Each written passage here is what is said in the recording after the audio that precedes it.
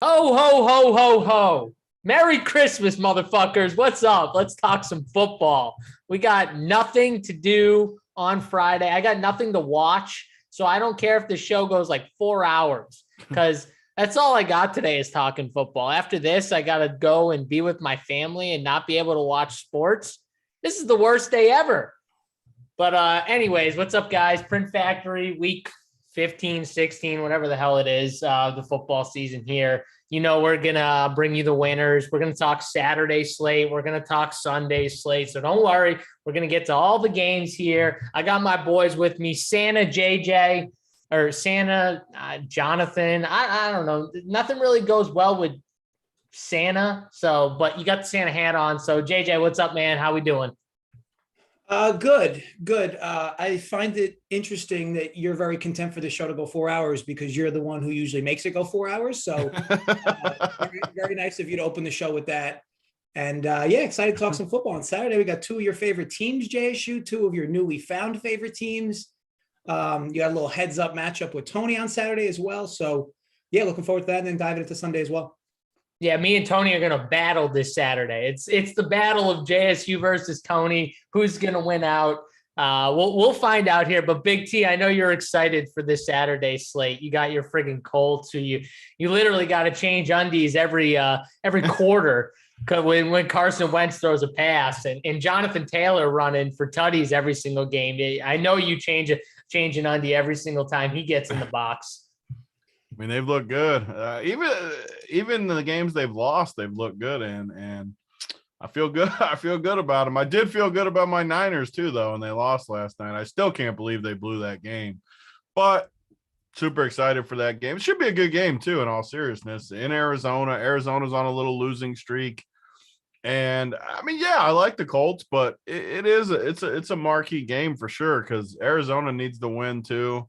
These are the games the Colts have kind of lost this year too. So it is an interesting spot for sure. I'm looking forward to it. 5 NBA games, hopefully 5 NBA games and 2 football games. So looking forward to a fun Christmas day. Yeah, a couple things real quick with the NBA. It's going to be interesting with the protocols, how they've been going. Are we going to be getting, because that slate's going to go from 12 to 10 o'clock. Are we going to be getting guys like in or out all throughout that slate, Tony, where you're going to have to adjust? Because that's going to make, like, if you MME on in NBA, you might need to be sitting at your computer for a lot of the slate because those games. I mean, you're going to have to check each game for sure. Like wherever you're at, bring your laptop, pull the Saber Sim up, and you're going to have to if you want to do it right. I mean, unless you're playing one team and you can pull it up on your phone, but you still have to check each game, even if you are playing one. Yeah. I mean, it's going to be really interesting. I do think that like you're going to want Brooklyn news. You're going to want to see who can actually play for Brooklyn. And, you know, they couldn't even field a team, I think, what was it, Thursday? So they had to postpone the game. They didn't have enough bodies to literally field the team. They're getting Harden back though. So hopefully they should have enough guys to play. And hopefully we get all 5 games and, you know, everything goes good. I see someone said Giannis is back, so that's awesome if he's back. I didn't see that news yet, but it just hit. It just hit. All right. Well, that's good. That helps. We need the stars back. I mean, Trae Young's not going to play tomorrow. That kind of stinks. We need some of these stars to come back. So glad Harden's going to be back. Giannis is going to be back. Hopefully we get another couple guys back and we'll be able to have some good day of NBA and NFL, but we're here to talk NFL winners. Dunkel sandbags us so hard, JSU. Always acts like he doesn't play DFS and this, and he like, oh, just a hero. So then he just randomly just pops in yesterday with just a little 3,300 to win 20K screenshot, just like usual. Just how Dunkel does it, just sneaks it on in there like he didn't even do anything. Oh, just a little 20K hit, JSU. Yeah, Dunkel's that guy who like he will just he'll tell you one thing and then he'll turn his back and do like the complete opposite and like win money in DFS and tell people he doesn't even play.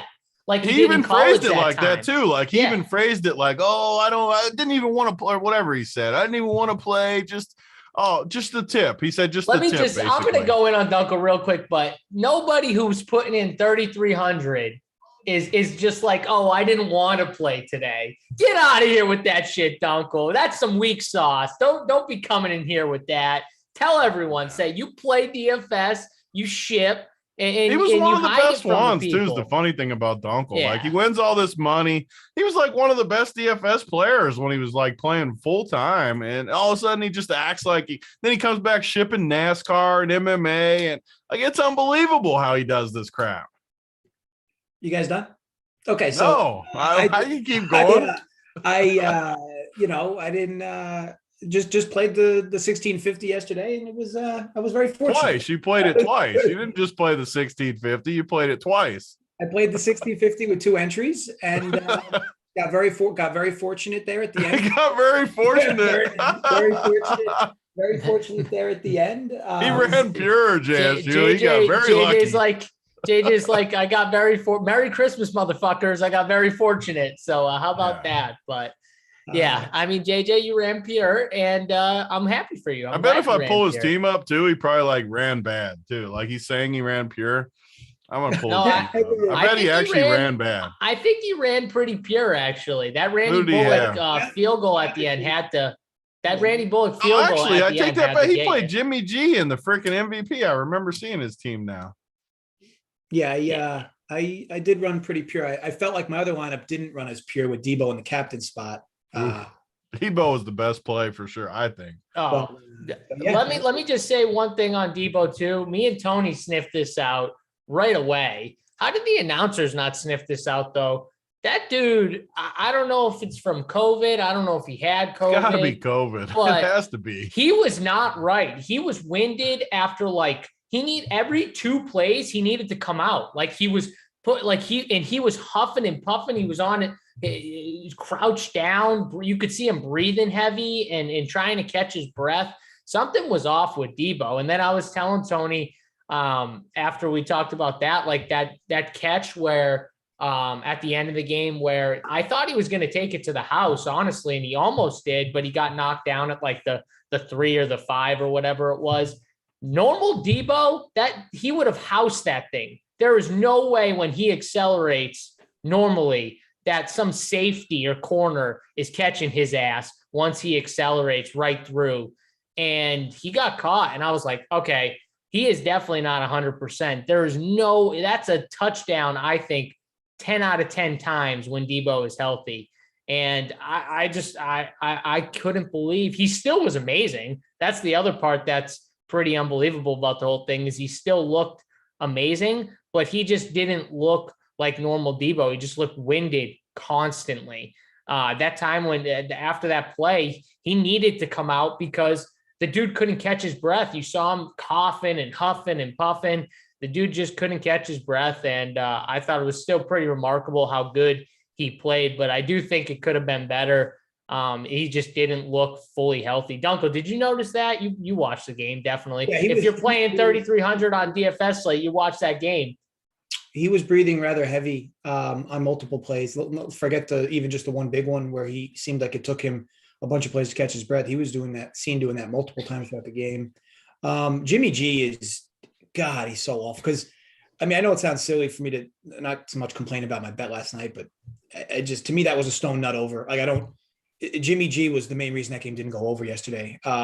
Between the pick in the end zone, between the other pick, which is almost just as egregious. Yeah, I mean, it's a shame because you see him sometimes and you're like, wow, this dude really knows how to run a play action play under Shanahan. And then you just see some random blackout type stuff, kind of things you see from Carson Wentz at times. And, because again, this team, I've been saying this for a few weeks now, this team has Super Bowl aspirations if they get in. They run the ball really effectively. They have a great D-line. They have great playmakers everywhere on offense. But man, that offense is limited by Jimmy G. And we saw why it can be at times last night. But yeah, no, good game. I'll be honest, I haven't played too much Showdown myself. I played last night because with no football today. There it is. I haven't played too much Showdown myself. with no game I today. love Dunkel's my favorite. So I gotta stop Dunkel. We're just gonna because I can't listen to him just keep telling me the dude just Oh, it's shifted. so He's funny. like, I don't normally play, but Tony, I gotta get to you real quick because we got some guy in the chat. I don't know if you know him. His name's Peter Jennings. I don't know anyone named Peter Jennings, but he says, "Who is sexier than Big T?" That's a good question right there. What's better than CSU joining us for a little Christmas Eve football talk? Pete, get in here. We need Pete in here. Where's Pete? We need some CSU takes. I know CSU. Get on this show, even for 5 minutes. Come on this show real quick with us. Yeah, I know who CSU is. 5 minutes. CSU's a GOAT. Peter Jennings, I don't know who that is. He's probably a good dude, but I definitely know a CSU. 5 minutes. We need it. I would all love that it. cheese CSU, I gave you on the golf course. 5 minutes. Wait, did he pick you for a ton of cheese he on the always golf course? picks. I mean, I get off an airplane and these guys are wanting strokes. And the dude I play him at his own course off an airplane. And the dude still wants strokes at his home course. And it just whines when I don't give him strokes. And then just peels me always. Just takes advantage of poor Big T. I mean, I'll just say it right now. CSU, when you got Tony complaining, that's stuff JSU loves to see. I love when Tony starts complaining. When you can just make him complain right off the airport, all this stuff. That's my favorite. I love when people get Tony like that. That's the best. And I want to just add some closure, as I did get temporarily cut off there during my little spiel. This is over the last year and a half with Run Pure. This has been by far the most showdowns I've played. And I've had the most success in showdowns since joining you guys with Run Pure. And I think a lot of it's based on, the data you guys put. I watched your live show yesterday. I look at the core plays. Don't be giving us credit for your wins. Even JSU had core plays up there yesterday. And I think overall, I've been leveraging a lot of what you guys have had for showdown. So keep up the good work, boys. Yeah, JJ, I will say my core plays, I did have Deebo Samuel and AJ Brown in my core plays, but I played Robbie Gould as my other core play, and you had Randy Bullock. So you didn't listen to JSU. You didn't listen to old JSU. You wouldn't have won either if you listen to JSU. He's giving you credit for the Deebo and AJ Brown plays. JSU, Thank you for giving me credit for the two best plays on the slate. I appreciate it, though. I'll take it. I'm just saying. You pull out the screenshot. My second lineup had Deebo at captain with Gold and AJ Brown. Oh, was it? Was that your second lineup? Yeah. That's good. I love it. All right. Peter says I can't afford a camera because Big T took all my giblets.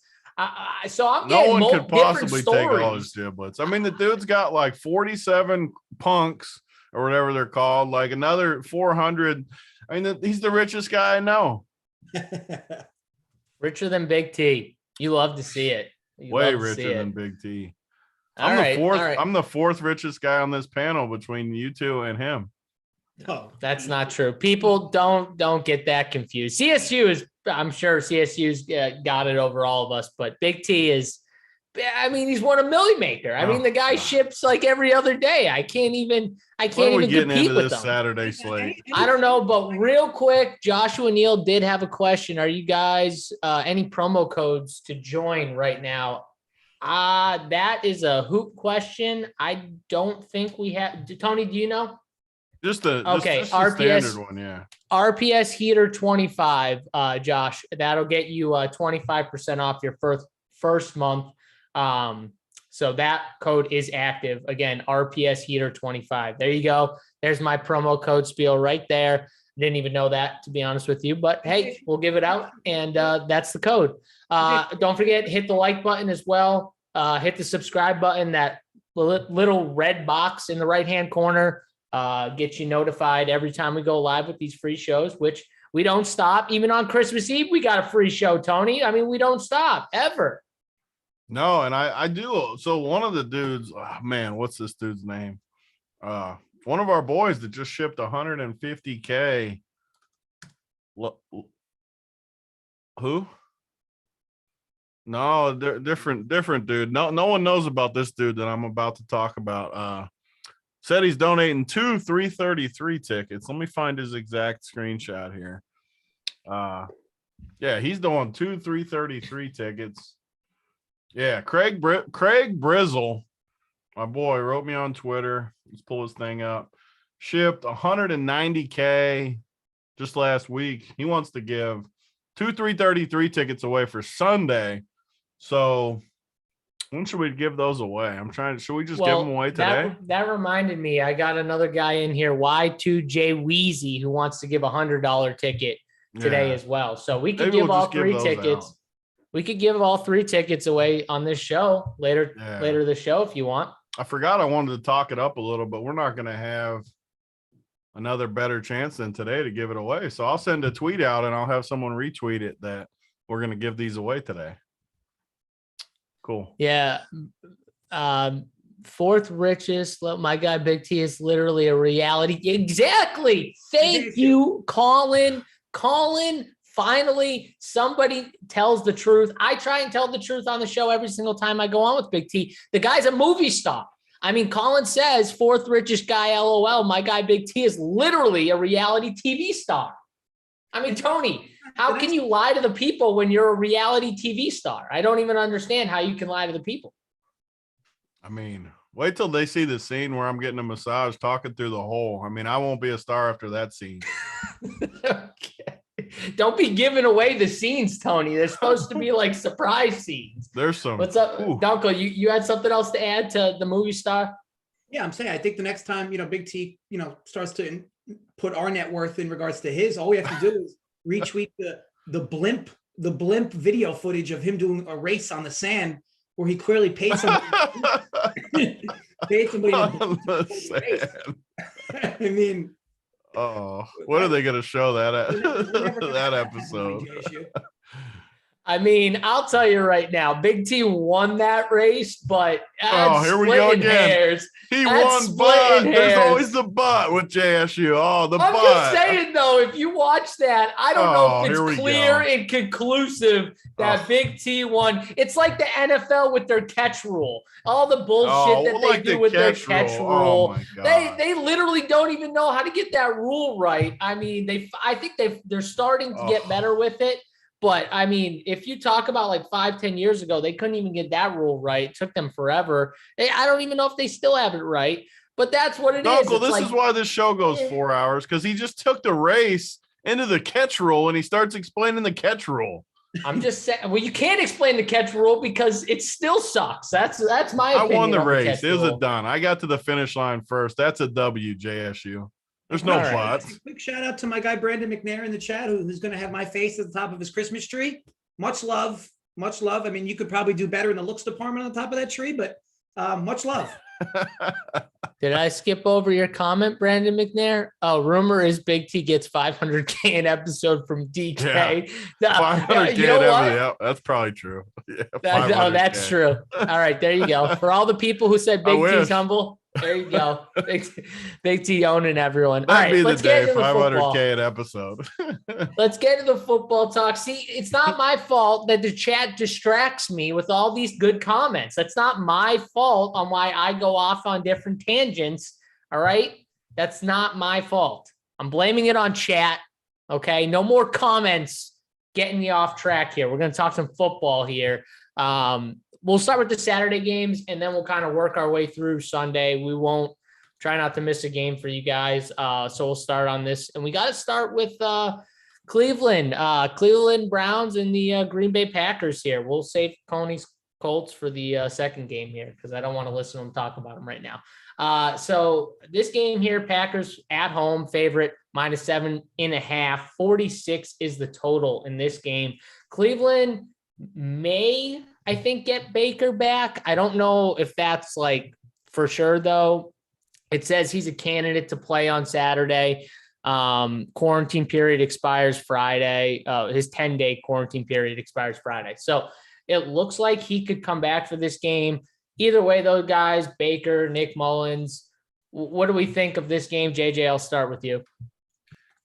Yeah, the Browns have not been a team I've bet on a lot of their games this year. I mean, if they've been in prime time, I have, but really not a team I've bet a lot on this year. Just because the team, it's been tough to figure out. They've been dealing with a ton of injuries, and obviously now COVID news as well has hit them pretty hard. Yeah, it looks like it's going to be Mullins again, right? I mean, unless something crazy happens in the next day or two. JSU looks like it'll be Mullins one more time. So the way I'm reading it, it feels like Mayfield is very possible to play because he needed to quarantine for 10 days and that expires Friday. So today. So is it possible he could return? I think, right? Tomorrow, Yeah. it seems like it's possible Mayfield could play. That's how I'm reading it. Not that I'm a big Mayfield guy anyway. I personally think Keenum's better for this offense. But look, you can go in this game, and I'll have to look at it a little further if I want to do it. But you can. Green Bay is back on track to what they were doing last year. That last year, for all season long, they were the best first half team in the NFL, right next to the Tampa Bay Buccaneers in terms of scoring output offensively. They were in a bit of a lull, what I'd say the first 8 to 9 games this year, but over the last 5 to 6, they've been right back on that first half offensive train. They're hanging a 13.5 again. This is a team that last year consistently used to hit over 16.5 in the first half on their totals. The Browns have nothing on defense that scares me. The problem is that like even against the Ravens, the Packers started really slow and it was kind of odd to watch. But with that said, I mean, are the Browns really going to put a lot of offensive pressure where they're going to be in clock an entire drive during the? I mean, I don't know. I do think that there's some value in that Packers team total over 13.5 first half. I'll look into if there's a better bet I want to make for that game though. But at least with the news that we have today, and that could change before Saturday, I think this week in particular, and we'll talk about this as we go through the games. With all the COVID news, it's not exactly fun betting games now, or even early. I think I know you might lose out on your quote unquote CLV, but wait till Sunday morning until you like actually know who's going to play in these games because it matters. And yeah, you'll lose a point or two, but at least you're going to know who your money's going on. So I'll wait on this game and even the Cardinals game that I'll mention. But yeah, to me, first half team total Packers first half would be a look at 13.5. Yeah, Tony, I'm going to say this. Like, I thought Nick Mullins, for just coming off and having to play in that game last week, I thought he played pretty good. I thought his receivers dropped a lot of passes, and he still put them in a position where they had a chance to win. So whether it's Baker, Nick Mullins, I think it's not Baker, like JJ said, he's not like an all-world quarterback. I'm not saying Nick Mullins is better, but I don't think it's like a complete massive drop-off, and maybe that's just me shitting on Baker Mayfield, but watching that game, I didn't see that big of a thing with Nick Mullins. I thought he played pretty well. Yeah. I don't know about Nick Mullins. he looked decent. I don't like Baker. Tony, for just coming off and having to play in that game. Yeah, that's I mean, pretty. he was okay. On. I mean, rile him up early, Big T. Rile him up early. Nick Mullins sucks. I mean, no, I'm not saying I'm not even saying he's better than Baker. I'm just saying I was surprised that he played. I didn't think he was egregious. I'll give you that. Like I wasn't watching like, man, this guy is the reason they're losing. I didn't think he was the reason. I didn't think he was the reason one way or another in that. So he was fine. Yeah. And I don't love Baker anyways. So to your point, I mean, I guess I agree. It doesn't really change my opinion much on this game either way. I'll say that. You got another teaser game too. These things, I know I say it every print factory, but these things just keep printing all season long. Green Bay -7.5, tease that puppy right down to 1.5. We hit 2 of them on Tuesday night too to start the week nicely at Run Pure Bets. If you guys haven't signed up over there, put those up Tuesday, set up the whole week with those. And they were both looking a little rough too in the first half, but both ended up getting there. This game looks like a lock teaser game to me too, whether Baker plays or not. Green Bay, I can't see them losing to Cleveland. So another nice teaser game to set up your Sunday. If you want to bet some stuff Sunday, just throw Green Bay in there with the 6-point teaser. But, I mean, this game in general, I just think is significantly worse than the next game, which I love on 2-game slates because you can just take stands. Like, I can't really see myself using any Green Bay guys. I mean, Cleveland guys, I'm sorry. No, definitely I didn't mean Green Bay guys. Cleveland guys, just looking through, I mean, you could use like one of the tight ends, Njoku, Hooper. I don't hate that. I mean, maybe like a 3K Higgins or something. I just don't really want to outside of fillers. Not probably gonna. Chubb should be super high owned. I don't really think I love him. I'll lower his projection, kind of like I did with the Washington guy on the last 2 game slate. But I don't like Chubb. I might play him because it's a 2-game slate and you just have to play some people, but I don't like him. And yeah, Green Bay and teasers. You can always play Devontae, Rodgers, obviously Jones. Green Bay side, you can play a lot of these guys. I just think this game's going to play super slow, like all Green Bay games. Cleveland can't keep the pace. I could see this game going way under. Yeah. I don't love that Cleveland had to place their center on the COVID list, it looks like. So now they're down their center. Jedrick Wills didn't get activated from the list as well. That's another big hit to their offensive line. So down 2 linemen. Obviously, the center is very important too, and the tackle. Those are big losses for Cleveland. Whether Baker plays or not, yeah, I think it's a little upgrade for sure. But I don't love it with these linemen out. Like the best part about the Cleveland Browns is how dominant their offensive line is. And when you're down 2/5 of your offensive line, that's a big deal to me anyways. I will say though, everyone who was slobbing on Green Bay's defense like 4 weeks ago, you know who you are. Just because they played some just egregious matchups. Yeah, Titletown, I'm looking at you. Where were Green Bay's the elite defense. So elite. Well, Tyler Huntley just did a number on that elite defense, dropped some numbers on them. They've been giving up points. I told you guys they were a fraud defense, and I'm glad. I hope people didn't fall into the trap thinking they were elite, because they just had a nice little soft part of the schedule. But do like Tony think the second game on this 2-game slate from a fantasy side probably ends up giving us a better outcome or for what we want in DFS. So I don't know how heavy I'm going to be on Cleveland yet. I think you could pick off though a cheap receiver. Like I think like a Peoples Jones or something like that. I think he's got upside. Personally, I'm probably not going to play the Higgins even at 3K. I think Peoples Jones has a little more upside there. But like Tony said, I probably knock Nick Chubb's projection a tiny bit and just see if he still hits on these slates. Cause I will say, I think there are some good running backs in the next game too. So, and good price tags. So pretty sure let's get to that game as well. I know we didn't mention it, but pretty short week for Cleveland as well. Monday turnaround on Saturday. Again, it's basically a day more than if they played on Sunday and Thursday. So, this is almost like a Thursday night game for Cleveland after their Monday night game.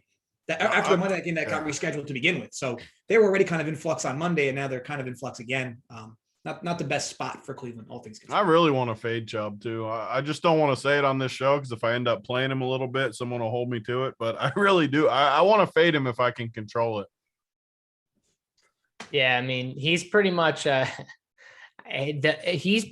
only way they can have a chance against Aaron Rodgers. I mean, like if you just let Aaron Rodgers sling it around and control the ball for most of this game, that means Chubb was ineffective. And if Chubb is ineffective, Cleveland's got literally no shot. Like this game will be 28-3 or 10.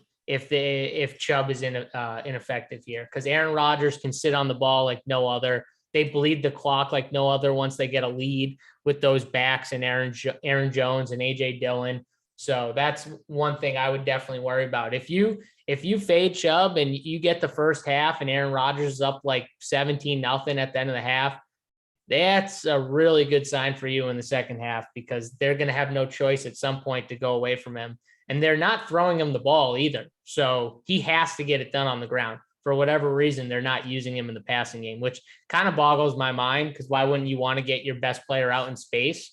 But I don't know. What's wrong, Tony? Favorite. What's wrong? I just love you just go and go and go. I was ready to go on. You're the best. That's why JSU's my boy. He just keeps going. And then you talk about one topic and then you just go and go and go. Oh, yeah, it's I the could best. talk on every topic of this game. We're still one game in. But you know what? The Colts, I'm going to want nothing to do with talking about the Colts. I'm not going to Until we start talking about it, then I'm going to spring something in your mind and you're going to have like 12 takes on this one. JSU's the Energizer Bunny that gets a new pair of batteries for every game. Hey, I got my second coffee. This is my second coffee today already, and it's only 1:30. So who knows? I might break out the third coffee by the time we get to the main slate. You never know. It's possible. How are we giving these tickets away? Did we decide, Dunkel? How should we give these tickets away? 2, 3, 33s, and 100. What do people got to do? Well, I think for starters, we should. I mean, we've got 150 people watching. I think 150 likes is not out of the question. Yeah. So I'm with that. I think 150 likes would be one plateau. I think to reach. I think the other ones, I guess Then we'll just pick someone. Okay. What I else? like it. I mean, I don't know. What do you want?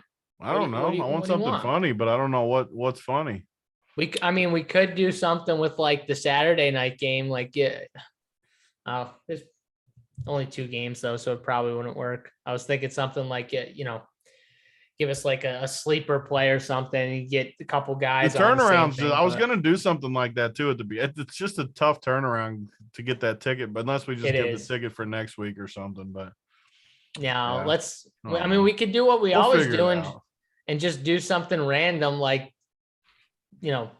making fun of each other. But I feel like we do that. Whoever catches our attention, we'll get it. Once we get to 150, 150 likes, we'll pick somebody. Those RPS gifts fired off in the listen, guys. All right. Listen, the JSU elf comments, they'll get a chuckle, but once I've already seen 3 of them. Like, once they get 1 or 2 in, they get old. I mean, come on, give me something new. I know I'm short. All right. I know. I mean, are my ears like that bad?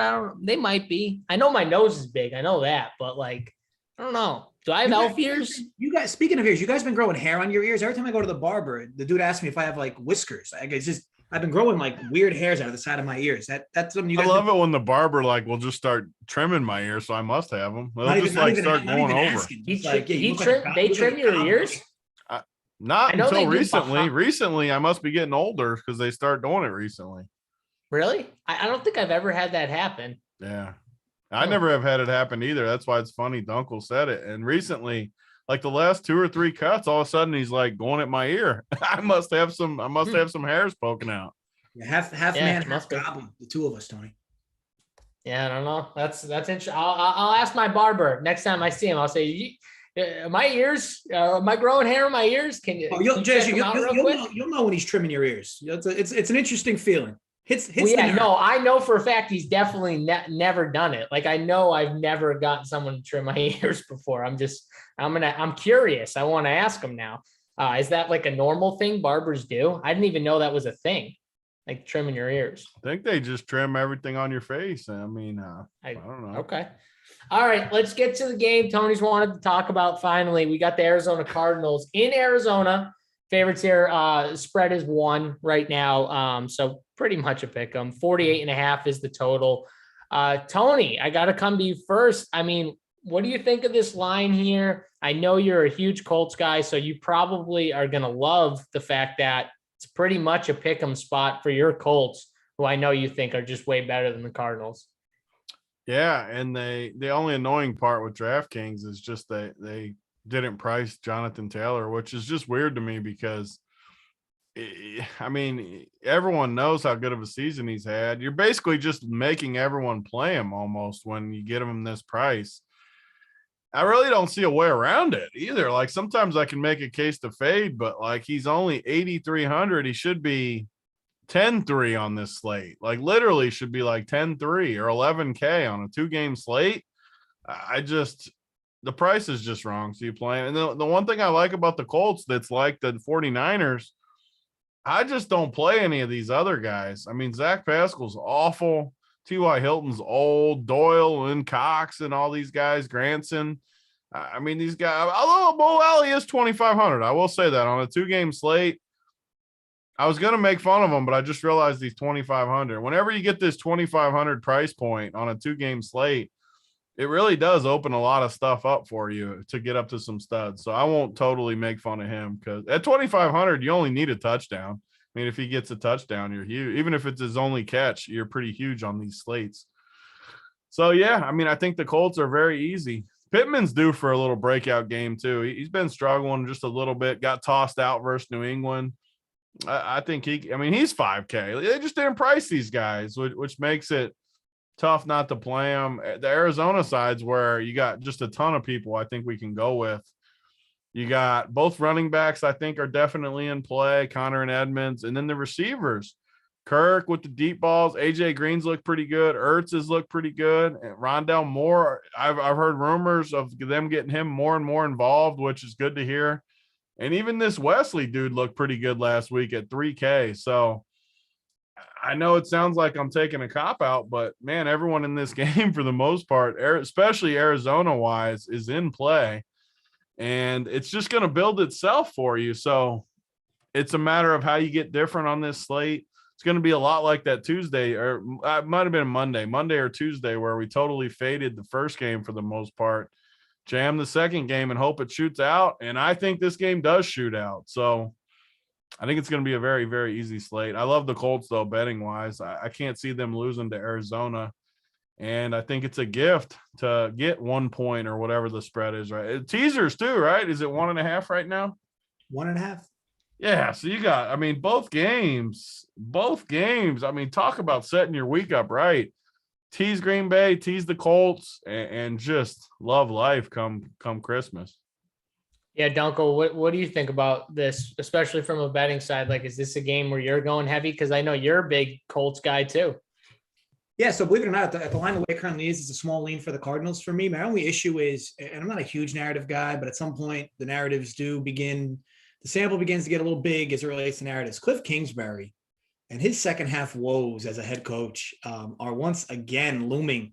Now, sure, Kyler Murray was hurt a bit, and I know that's impacted this team, but man, like this team just doesn't look the same again as they did earlier in the year offensively. And yeah, they're missing Hopkins, but I mean, they were missing him a few games earlier in the year as well, and the offense just continued to hum along. The play I really like in this game, though, first half over 23.5. It's minus 115 at DK. I know I said that I want to wait, and I may wait a little bit, but this is likely going to be a bet I'll fire on today because this game is tomorrow. And there's probably not much more that's going to come out. These are two of your best starting teams offensively, like in the NFL. Number 2 and number 3, only behind Tampa. And I mentioned this last week when I bet the Colts team total over in the first half against New England. This team is just efficient early on in games. My question with this team is when games get close, they seem to always lose, the Colts. If it's a one-possession game late, they just seem to always lose those games. You know, even the Patriots gave them a bit of a scare last week despite the huge lead, and it was Mac Jones that gave them the scare. So, you know, winning the game, yeah, I called a small lean in favor of the Cardinals, but I think this line's dipped a little too much. But again, from a narrative perspective, the Kingsbury second half woes are coming back to haunt them again. But yeah, first half scoring wise, the fact that the Cardinals couldn't get out of their own way all game last week, I think they come out a little better in this spot. And the Colts have just been a machine offensively in the first half of games. So I think between Frank Wright and Kingsbury, I think they script off well. And to me, this total at 48.5 for a full game, which opens up about a 24-ish, 23.5 team to first half total. Love the spot. So yeah, first half over 23.5, minus 115 DK. Tony, I'm stunned. I can't believe that JJ has a lean on the Cardinals at almost to pick them here. I'm actually stunned. I actually don't hate the Cardinals either, just to be. I think one of the things I know Dunkel does good and I do good. I don't bet teams as much. People think I do, but I don't. I bet numbers, and sometimes it's just not a good spot. I don't love the spot with Arizona losing a couple in a row. The Colts are sitting really good right now, too, where they got 2 easy games to come in. This is their last, I don't know. It's a tricky. I like the Colts. I'm not going to bet Arizona, but I'm not insanely confident in the Colts. I'm not going to bet my game of the century or whatever I called it the 1 week. But I got a question too for this Wes in here, not to totally change the subject, but Wes Go for it. Says, I've never gotten the experience of playing in the 333 tournament. That's a lot of money for one entry. Could change your bankroll. These are the kind of things I know my man, I already forget what his full name was again, but the dude giving the Craig Brizzle was his name. This is the kind of thing we want to help people with. So if you're a member, send me a DM, Wes, right now. I'll give you the first 330. Even though we're not at 150, I'll give you that first 333 ticket because I like that message. Send me a DM. If you're not a member, you're not a winner yet. It's funny that you picked him because I was going to read his other comment. He's always in here. And he said, I just want to know if JSU put the star on the tree or if JSU needed a ladder. I mean, obviously I need a ladder. That too, or a different dude? No, Wes. Oh, that was Wes. Wes is a winner then. Wes, yeah. So Wes was going to win something no matter what. But obviously I need a ladder. Unless I'm going to like jump up and actually, to be honest, I don't have a tree in my house, like a big tree. I have this tiny little tree that's about like. You don't have a normal tree? No. So I don't have kids. So my buddy, 2 years ago, my buddy's 3-year-old, they tried to get me to go tree picking with them. Him, his 2 little kids. And I was like, no, I don't have kids. I don't need a big tree in my house. That's ridiculous. Because he gets like the big tree. He wants to like cut that. I'm like, no, I'm not doing that. That's ridiculous. I have no kids. And he was like, okay. So his daughter made me they got a little one and she put all like the ornaments, the star and everything and brought it up to my door, rang the doorbell and gave it to me. So I had to put this little tree in. I've had it for like 3 years now or 2.5 years. Thing just sits on my counter. It's never moved too either. It's been sitting on my counter for the whole year for the last 2 years. The take's just getting worse by the minute. Why? Why do I need a big tree, Tony? I don't understand. What are you, Scrooge? No, I'm not Scrooge. I just don't have kids though. Why do I need a big tree? I don't got like tons of presents to throw under the tree. I don't understand. Maybe your dog wants a tree. Oh no, my dog just wants the presents. But don't worry, he gets plenty of them. I literally, my girlfriend buys him like everything that the store has. Like it's ridiculous. I get nothing. Reggie gets everything. That's how it goes in the JSU house. Tony, do you get presents? Does everyone get you presents? Do I get presents? I don't like getting presents, but I do get some. Yeah, my wife got me this chair this year, so that was an early present for me. I'm similar. I don't really like getting gifts. Like I can get my own stuff. Is how I honestly feel. Don't like it at all. Like the dead truth is I don't like and people always think I don't mean it. Like I really don't want presents. I'm good with just hanging out and just whatever. I don't need presents. So the chat is now on fire roasting me. I don't understand. It's not bad mojo. I just don't understand why I need a big ass tree in my house. Yeah, I got a dog. My dog is massive. It is a he bad wants take. free roam. It's a bad take. I mean, no, it's not. It's not a bad not having take. A tree is bad. I mean, oh, Tony, stop it. Okay, wait. Before you had kids, I've always had. You had Christmas a tree? I mean, what am I, Scrooge? Of course, I had a Christmas tree. God. I don't know if I didn't put up Christmas lights every single year. So there was like 1 or 2 years I said screw the lights, but I've always had a tree. You guys know the chat will guaranteed be fine with you saying screw the lights as long as you have a tree, just so they can roast me for not having what a Dunk will tree. say. Dunkel wanted to make fun of you. What was he Dunk will make fun of me. You guys know I have the tree. We have those cuckold pictures, me and her with the mugs. Oh God! What's better than Stephen Coy too? My man is in the chat every night, JSU, when people win. Literally every night, banger hits. He always says that's the dude in there. Literally every night too. There hasn't been a single night that Stephen Coy hasn't been in there telling whoever wins in the chat that it was a banger hit. Yeah, you know what? You're right. I think Tony, the fact that Stephen Coy is always in there. You know what? Fuck it. I'm giving Stephen Coy the $100 ticket. I think Stephen Coy is one of the best members, and I don't want it to go against because we have a lot of really good men, but the dude, he brings really good energy and we say mojo all the time, but he is just so positive all the time. And there in some of the nights, I'm sure he doesn't win, but he's in there congratulating other people for winning every single night. The dude is one of the best dudes in the Discord. And he's the type of member that I just love because he's always positive. And we talk about it all the time. I get made fun of for some of my takes because they're ridiculous to certain people. But when it comes to being positive, you don't always get positivity in these Discord chats all the time. And I understand that, but it has to say something for a guy to just be positive no matter what's going on. And for others, that's the best part about Steven. He is always positive, and it's always towards others, really congratulating them. And he does it every night. So it's not just like a thing he does randomly. It's every night. The dude is just always, positive for the people. So I'm giving that $100 ticket courtesy of our guy in the chat. I don't want to mess up his name. Y2J Wheezy. Y2J Wheezy. DM Y2J Wheezy. He's going to set you up with that $100, Stephen Coy. So I'm sure you're listening. If not, someone will at you in the chat, but hit up Y2J Wheezy. He'll hook you up with that $100 ticket. Congrats to you. And thanks to Y2J Wheezy for giving out that $100 stake. Appreciate it. So I just was checking my somehow I got 5 DMs from people. I don't know if any of them are even West telling me why they should get the 330. Don't send me DMs of why you should get it. Post it in the chat. Now I don't even think any of these dudes are West.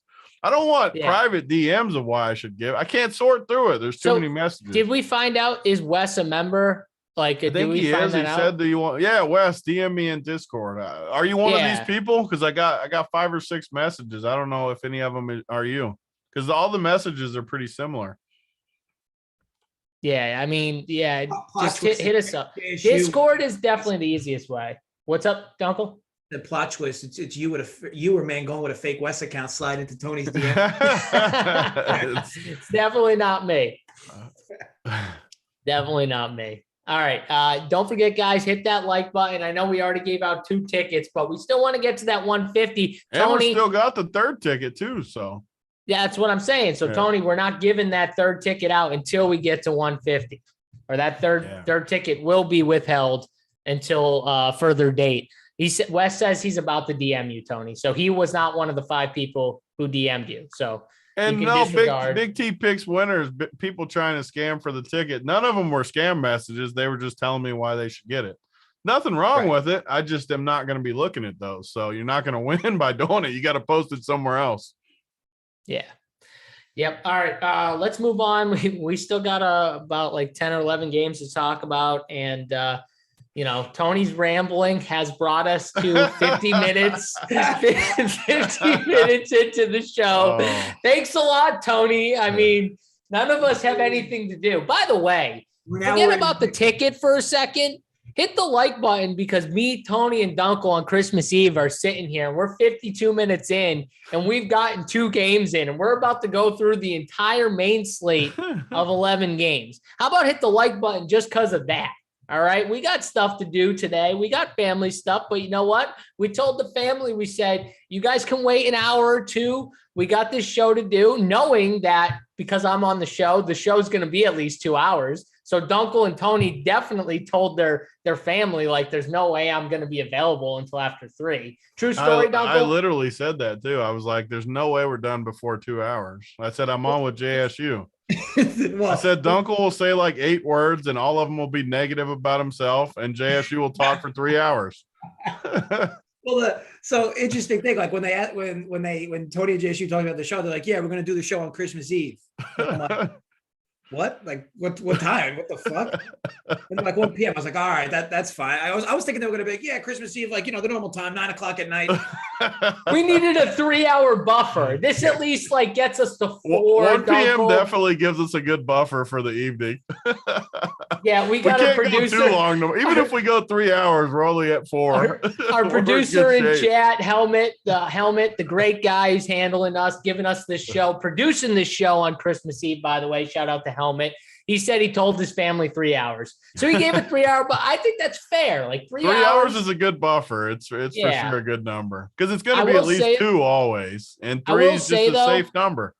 I will say, though, I do have a family dinner at 4. So if it does go 3 hours, just know I'm going to be late to my own family dinner if it goes 3 hours. So I apologize, Mom and Pop, for the fact that we may go 3 hours and I might be late. So I want sorry Fax about Man that. on. Where's Fax Man on Christmas? Get him on here with Ooh. us.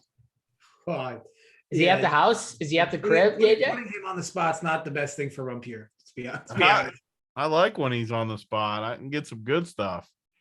I find myself editing almost every video I'm on with him. So it's Yeah, they're talking about it in the chat. Not to circle back because I don't want to talk anymore about these Saturdays. But Quentin Nelson is a big COVID list ad for the Colts.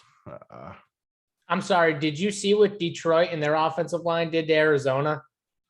I know Quentin Nelson's a big loss, though. I think. No, it is. But that offensive line, it was down. Like I think they're two best offensive linemen for a lot of this year, by the way. And they mauled Arizona, like completely mauled. I think Arizona just awful. Didn't show up though. Too. They just okay. Yeah. I still think Jonathan Taylor is going to run all over this team. I said, the point is, it doesn't really even matter. I mean, the dude's so cheap; it's not going to impact all that much. Yeah. I have a question though. What's the price? Like he should be almost 10K, right? No, he's on a 2-game slate. He should for sure be over 10K. Yeah. You should have to decide. You don't have to decide at 8K. You just play him. Would you pay for him if he was 10K? I would, but he would also be way lower owned. Yeah. All right. I agree. All right. Don't forget, hit that like button. We're almost there. 24 likes left. Look at that. We still got plenty of time. So let's get there. We got a ton of news to kind of sniff through as we talk about these games. We'll start off with this, get the shitty ones out of the way. Jacksonville and New York Jets here. Jets -1.5. Jets are favored at home. 41.5 is the total against this Jaguars team. I know Laviska Shenault popped up on the COVID list, so he's going to be out for this game. So that's a little bit of a loss. James Robinson didn't practice on Thursday. I do not know if he practiced today. I'm assuming he's going to be in, but obviously if he didn't practice today, then he might be a little more highly questionable. So that's something maybe we'll get news on during the show, maybe not. But JJ, what do you think of this game here? And I got to give a shout out to Keg, who talked up the Jets, I'm pretty sure, on the live show as a dog to cover, and they covered the spread pretty easily. And he talked them up on the live show. I mean, he was all over the Jets, and I was giving him shit for it, saying, why are we betting the Jets? Why are we betting? And he just said, at that number, the Jets have to be a good play at the number they were at. And I got to give him credit. He was on it, and it was a good call by Keg.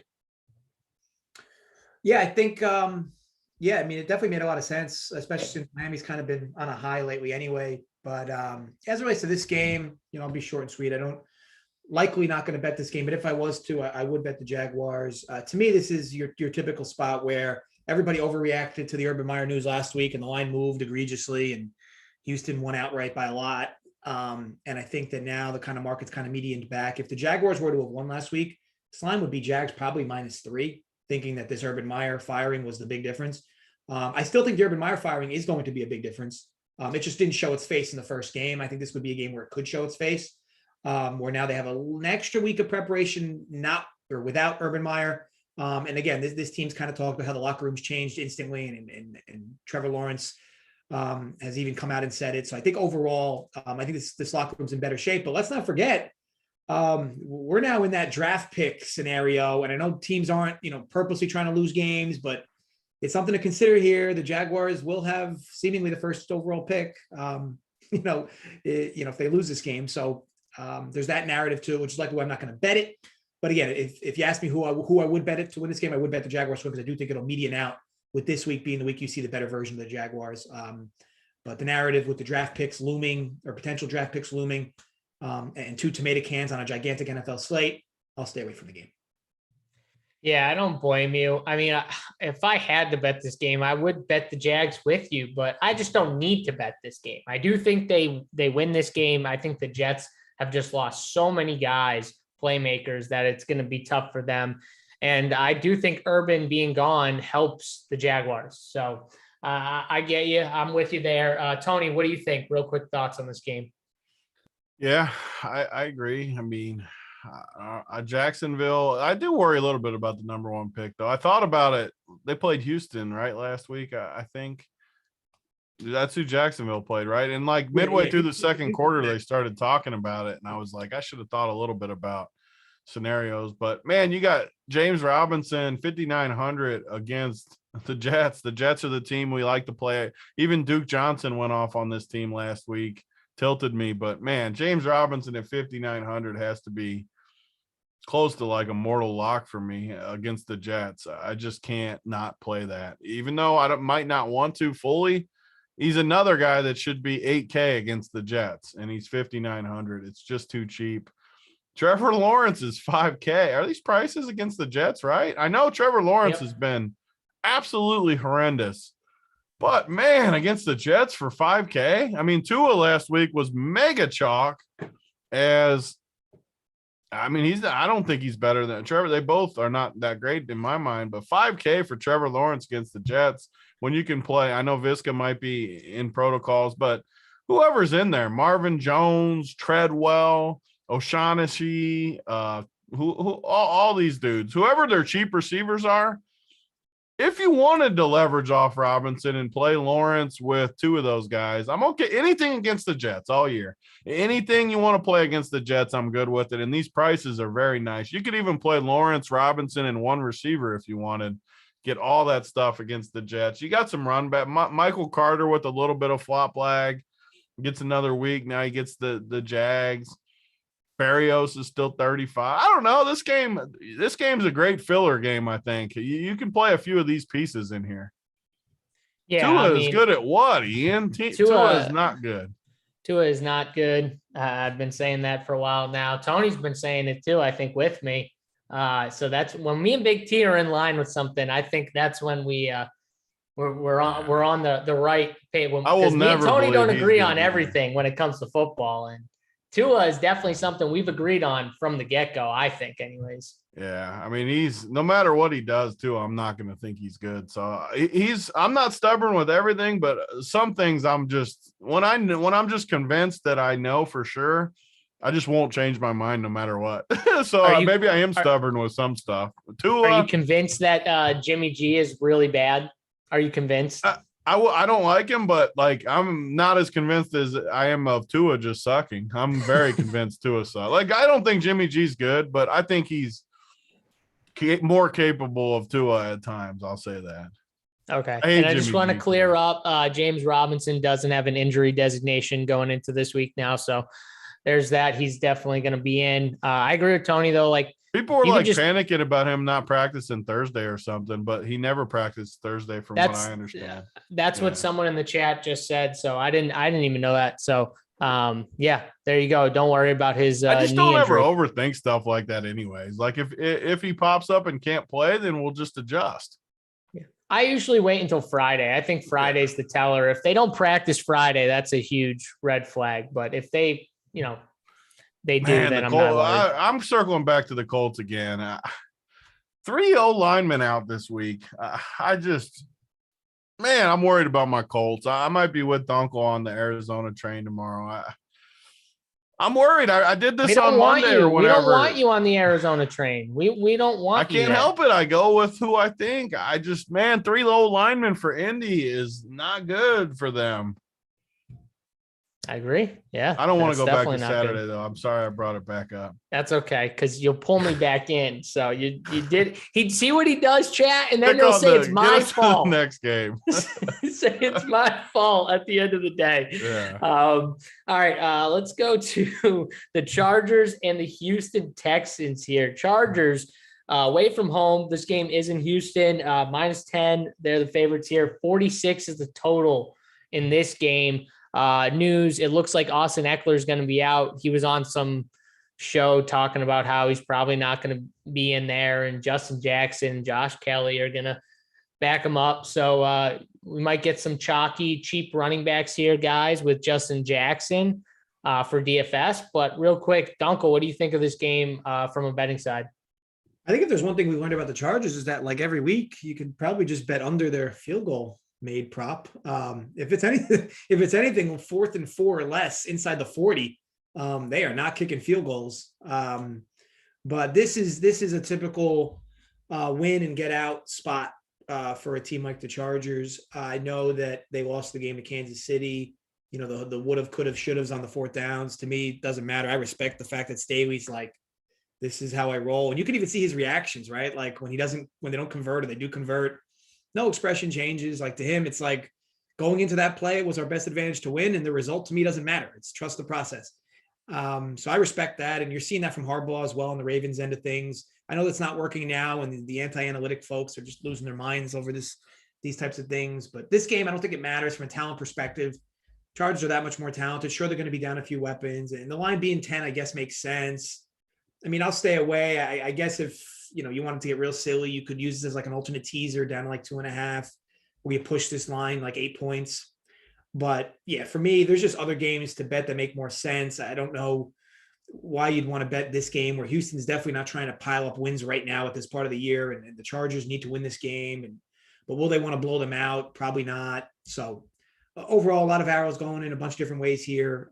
This will definitely be a game I pass. Yeah, a few weapons down. Jalen Guyton also on the COVID list, just another guy. So maybe we see a little Joshua Palmer pop up again in this game for cheap. Tony, what do you think here? A lot of cheap options from the Chargers. Yeah, I won't play the passing game. Like I've said all season, very rarely on full slates do I play the passing game in a 10-plus point favorite game. Just don't do it. I don't, especially with the Chargers, because the Chargers want to run naturally. I know they're given this title of like being crazy, but they're just sharp on offense. They love to run the ball, though. They get the lead, they're going to run. They're not going to keep slinging it. We've seen it time and time again. So, yeah, I think you have to like Justin Jackson. I mean, he's 4,200.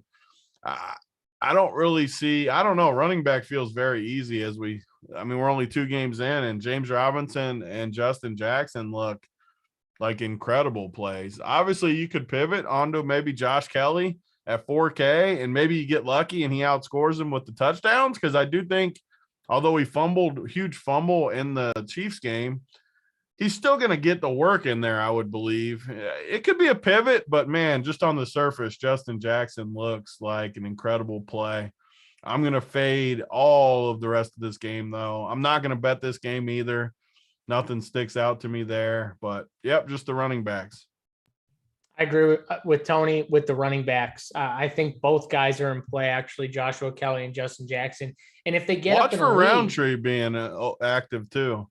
Yeah, he could have a little role here. I just think if they get the lead, they're going to pound it. They're just it's not going to be throwing the ball around. So if you're playing a receiver, you better hope they catch a touchdown in that first half, because that second half, they are going to bleed the clock if they are up and run that football. And probably, for success, right? Like against Houston, they're probably going to have some good success running. So load up the Justin Jackson. Even at chalk, I still think he's good chalk on this slate. Like Tony said, though, if you want to pivot, Joshua Kelly, you never know. He could get the touchdowns. They gave him that. In a meaningful game, they had him out there running the football and getting goal line touches. So they definitely he should like get the carries inside the 5 over Justin Jackson just from the past. Doesn't mean he will, because he fumbled last week in a big spot, right. But he should theoretically get that work over Justin Jackson. Yep. And that tells you they like him when they're putting him in that spot with their running backs there. So, all right, let's go to the New York Giants and the Philadelphia Eagles here. Eagles -10 at home, 40.5 is the total for this game. Dunkel, I'm pretty sure Daniel Jones is still going to be out. It seems like from what the coach said, they were going to evaluate Mike Glennon and Jake Fromm in practice and then choose based off of practice. I don't know. I mean, what do you think of this game here with the Eagles, whether they play Fromm or Glennon? What do you think? So I did learn last week that the reason Fromm hasn't been playing has been his lack of understanding of the playbook. I thought on the Giants end, it was just a pure talent reason why they didn't want to play him. But apparently he hasn't been confident. He only knew like 60 or 65% of the playbook. Apparently now he knows a little bit more of it. So, now they might give him a shot. To me, I don't know. He's such a variable. I personally didn't like him at all in college. Thought he played with some of the best athletes in all D1 and couldn't bring Georgia to a championship with them. Now he goes to the dysfunction that is the New York Giants with injuries all over the place. And, you know, I don't know, could he have success? I guess he's be hard to imagine he's going to be worse than Glennon, because Glennon has been pretty bad. But, you know, at the end of the day, you have no idea what you're going to get from him. And I've been so wrong on the Giants for the last few games. Like I felt like some of these numbers were inflated, and it hasn't mattered. They just keep losing. They're so bad, Uncle. Yeah, so it's. I mean, look, sure, there's going to be a game where it's like, oh wow, I should have jumped on the Giants on this spot that I'm sure people will say, but man, if you've been thinking that spot, so time out the chat, and I just want to say Jones is out for the season. My bad on that, but the chat's saying that they just tweeted out Jake Fromm is going to start.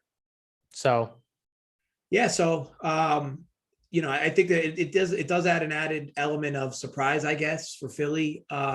He can't be worse. Yeah, I mean, I'll say that much. Lennon has been bad. I mean, I was critical on them trying to move to Fromm earlier, but man, it's like how much rope you want to give Glennon here. But again, it was because of his lack of understanding of the playbook and Fromm, and now he's a little more acclimated to it. So, but we'll see. I mean, Philly's going to bring him a good pass rush, and Philly's had a really underrated secondary this year, believe it or not. So, led by Darius Slay, but again, I've lost. Giants are one of the teams I've lost the most money on this year in the NFL, so I'm not going to keep that trend going. If they cover here, great, good for them. I'm not going to be on this game, and I can't lay 10 with Philly here. I mean, you know, Philly busted my balls last week with deciding to just pile on points in the second half versus Washington to, you know, just reach over the total of the game. Similar spot here though, where Philly's offense likely does well, you would think. But I'll stay away from this game. And there's games I like on this slate, but these type of inflated games where teams are out of the playoff mix versus teams that need wins for playoffs, it's just it does make things difficult to feel good about betting. So this would be another game I pass. All right, just remember, guys, we're at 145 in the like train. Let's get up to that 150. We're right there. Hit that thumbs up, and then hit that subscribe button, that red box at the bottom right-hand corner of the video. Hit those. Tony, it feels like it's just like, I don't know, Philly, you could play a tight end like Goddard. You could play maybe a running back like Miles Sanders. Maybe you just want the defense, but feels like outside of those things for DFS, well, there can't be much else we're looking at here. Yeah, I agree. I mean, just for the sake to speed it up, I agree with what the uncle said. I have to bet less double-digit spreads than anyone. I mean, really the only time I bet them is if it's just a team that has to win and they're good versus a bad team. Maybe I just think they pile it on. But the uncle said it best. Neither one of these teams really impresses me all that much. I guess Philly's played a little better, but I don't want to lay 10 in the division. The Giants have played them good in the past, but I'm definitely not taking the Giants. So I'm just going to stay away. And I mean, you could play Hurts. I don't do this often, but with his rushing and touchdown upside on the ground that he showed like Monday, he was terrible again in that game Monday. And he ended up with 29 points. Like, I don't do this hardly ever, but you could play him and just not do anything with him, maybe Goddard with him. But I wouldn't even hate just playing him. I mean, I still haven't looked at the full slate, like roster construction, but he's one of the few guys where I don't think you truly have to put anyone with him. If he gets 29 and none of his weapons go off, you could win a chunk by doing that. And I never say that. I'm the most correlated type person there is probably. But Hurts is the one dude that could do it. So every carry inside the 5 he takes. That's why Miles Sanders. Miles Sanders had a touchdown this year. Which is wild too, the number of carries he's had without and he's looked good at times too. Still no touchdowns. Hurts is he's certainly compelling because of his rushing upside, especially versus the Giants. I mean, if he gets 2 rushing touchdowns, I mean, it's tough for him not to end up mid-20s. And somebody mentioned this in the chat for you folks that like college narratives. I mean, these two met in the BCS championship, or not the championship, but the semifinals. Fromm and Hurts. Was that the benching game? Where Hurts got benched for 2. Was that game really? I think Hurts got benched for 2 actually. But either way, a little revenge narrative. That was a legendary Saban move, by the way. Yeah. I just want to say, for the sake of speeding up this show, Tony, thank you for keeping your comments very short and to the point. I appreciate your your long take on the Phillies Long take. I talked for like 2 minutes. No, you were like, I'm going to keep this thing short. And then you just have no went idea on long. like how Jalen Hurts is a play, even though it's a spread, a big spread, because he scores all these fantasy. He sucks, but he is just not good at throwing the football. I thought it was funny how they stroked him, as I thought he was playing horribly. I thought their run game was just like so dominant in that game, but they were stroking him about like he'd make one like okay throw, and they're like, "See, this is what he can do. He can just he gets it right on target." He'll hit like a wide open dude on like a slant. He hits like Dallas Goedert on like a 15-yard out, and they're like, "This is what he can do. He can just he can make all these throws." I'm just, oh God, you guys need to get something new going. Get something new.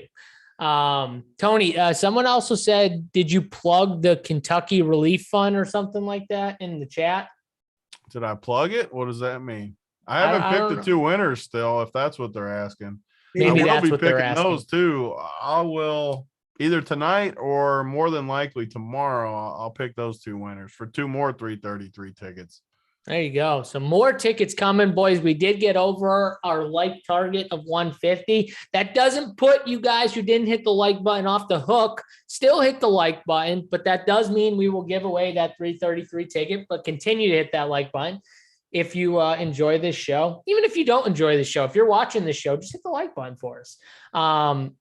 Let's go on, though. Enough talk on the Giants game here. Let's talk about the LA Rams and the Minnesota Vikings here. This game, I think it's the biggest total on the slate at 49. Rams favored -3.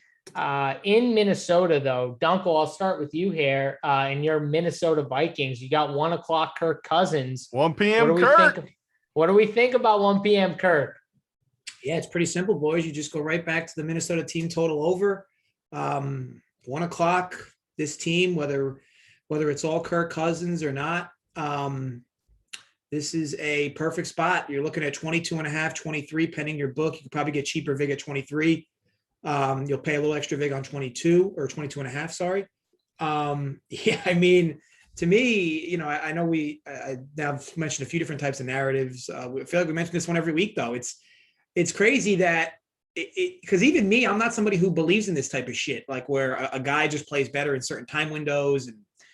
But man, the sample size is gigantic. Minnesota, Kirk Cousins didn't even throw for 100 yards last week, and the Bears were missing 4 D-backs. Now we can argue over, maybe one pass interference call that should have been called on Jefferson or against Jefferson that led to his interception. But I mean, Kirk Cousins was missing guys all game up. He completed 50% of his passes against this secondary, like with barely any pass rush. So again, the dude is just wired a weird way, but this is a good spot. I mean, this Rams defense has been decent, but not nearly as good as they were last year. And it's very exploitable. And, I felt even Seattle had their moments. I know that it wasn't ideal in every sense, but I did feel like they had their moments against this defense with all their limited weapons. Minnesota is not limited in the weapons department. And I know that is Cook maybe out with COVID? Maybe. I thought I saw that so. Potentially. Yeah, so Cook is out. He's out with the COVID-19 protocol. So Madison's going to get the old bump and start this week here for the Vikings. Yeah, and I think that's to me not as much of a drop off, I think, as other people think it is. To me, Madison and Cook are relatively similar. Don't get me wrong, Cook's better, but it's really not the type of drop off people think. I think that Nawanganu dude is made a case to get some more time. That dude is good. That dude has got burst. Running back's the funniest position. We always say this, but I mean, like, God, they're all the same. It just depends on the team. They're all so similar. Not all are the same, but I will say similar. Most are. When you've got good running schemes and you got guys who can, read and react and know where the holes are and be able to do it. Like, yeah, I agree with Tony, but some guys just have no burst, nothing. Can't get to the edge. Like, that's when you're just old and over the hill and you're done. When, some guys are like that. And then other guys, Tony might be right where it's just like, yeah, you just move this next guy up and they're young, and Madison's young. He's got some burst. He's got some power to him. But I think that other backup kid is similar. Like the dude is, I think looks really good. Yeah, I mean, for Minnesota specifically, I don't think we're going to see much drop off at all with Cook out. Thielen's probably still out, right? Because he barely run his ankle last week, so he'll probably be out again. But to me, it doesn't matter. I know that we'll get a more poised Kirk in this spot offensively. And the good part with this is, with the total being what it is that the Rams are likely to put pressure on this Minnesota defense. So I think Minnesota, if they're going to want to win this game, they're probably going to need 23 points to win. So to me, I like the spot from all angles. I think this is a good bounce back spot for Kirk. Kirk, who's played a few primetime games in a row now, I believe, with below average performances. I think this is a get right spot for him. I think it's a get right spot for this offense. And I think why not go back to the well? It's been good for us all season. It's been good for us with Kirk Cousins for the last decade. So I think you just go right back to the well. 22.5. It's a small number. Minnesota needs this win. I think you go right over the team total. All right, Tony, Dunkel's been slobbing on Minnesota for like 10 minutes. Now I want you to slob on the Rams so we can get both sides of the coin. Talk to me about your Rams here. What do you think of this game? Does it go over? Who do you like in the game? Give it to me. No, I like the Vikings with Dunkel. I think the Vikings went 1 p.m. Kirk. I'm a believer, and the Rams look bad to me again Monday night. Like I said, I'm not stubborn with teams that people like to think I am, but I'm not. I think this is a good spot with the Vikings, and I think Justin Jefferson, I like him this week. I want Ramsey. Bring Red Rover, send Jalen Ramsey right over. Come on over, Mr. Ramsey, because Jefferson wants a shot at the belt, and I hope they get matched up one-on-one because I want all the smoke with Mr. Jefferson. He's going to take Ramsey out back. I pray they let him get him one-on-one. I don't want the double. Give me one-on-one, Mr. Ramsey. You say you're the best. Ramsey don't want the smoke, bro. Yeah, I think he's going to try to get it, though, is the thing. I don't think so. I don't think he wants it. You don't think so? You think he hides? So. No, well, I don't think he hides. I think But is he going to go over on the other side and then I'll single cover here? Justin Jefferson's going to move around. They like to put him in the slot. They're just going to leave Ramsey over on one side. I think they're going to leave maybe. What's Ramsey going to do when they just leave Jefferson right next to him and he just points at him and says, no, I'm staying right here, big boy? We always talk about it. It's not like the Rams play like 50, 60, 70% man coverage either. So it's not like they're going to always be manned up, but they probably will put him on it, hoping that in certain man-to-man situations, they get one-on-one coverage, even if it is Ramsey. He's going to just crush. Like he's going Jefferson off this weekend. He's going off. I feel very good about him putting a 30-plus piece up on the Rams, and he's going to crush. Kupp always crushes. Madison. Really, those are my three dudes. I mean, you can play Van Jefferson and Beckham. They're still somewhat cheap to put them in there, but my three guys are just clear: Kupp, Jefferson, Madison, in that order. I really don't, with all the value at running back, I really don't see a way to not play Kupp and Jefferson on basically all of my teams. They have massive floors, massive ceilings, and they just fit the slate. They're going to be popular. I'm not saying they're going to be sneaky, but they're also going to smash. So I'll take my chances with those two. Yeah, I kind of feel the way you guys feel, where I think the Vikings are the way to go in this spot. And I'm not a huge Rams guy. I think if people watch these shows, they know I'm not as big on the Rams as a lot of people have been throughout the year. And I like the Minnesota side. Minnesota's got a ton of talent, by the way. Like they just have a lot of talent. They're another team that just who wants to play that team? Who wants to play that team first round of the playoffs? Like a fully healthy Minnesota. Who wants to play that? And Thielen as a shot to play, right? He's maybe this week, but he'll definitely be back if this team sneaks into the playoffs. Which, with the way the NFC is breaking down, they just have to win like 2 more games, and they'll likely be in. They'll be healthy come playoff time if they can get there. That's why it's such a big game for them to win. But either way, I guess we'll see how it plays out. Yeah, I like them here. I keep it short and sweet. I agree too. Justin Jefferson, great play. I'm not going to be as heavy though on Alexander Madison. I think he's going to be very popular this week, and I think there are a lot of good running back plays. I don't think I necessarily need to play him at 6'8" on DraftKings. The price tag's not terrible. It's not like a supreme value to me. I think it's like close to where he should be. I think he's a 7K back. So he's right there. And I think there are other good running back plays where I don't need to play him here. I like JJ, so I'm going to go with Mr. Justin Jefferson and just count my winnings at the end of the day with him because I think he smashes again.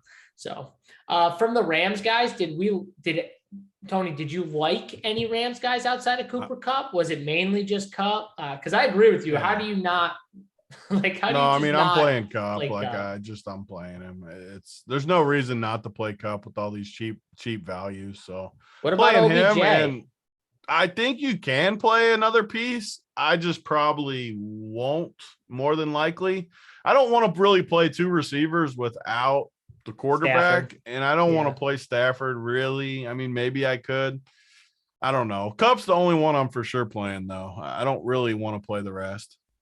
And let's be honest. Just to swing back to the Vikings, like apparently Thielen's practiced all week in mild like settings. I guess like obviously not a full practice, but limited. He wasn't really practicing much last week, so the fact that he practiced limited all week. I think you're kind of free rolling Minnesota's team total because if he comes back, the line's likely going to move up about a point-ish. Whether he's worth it or not, Kirk just plays better with him in. So, I think overall. It's just another guy he's very comfortable with, especially in the red zone, right?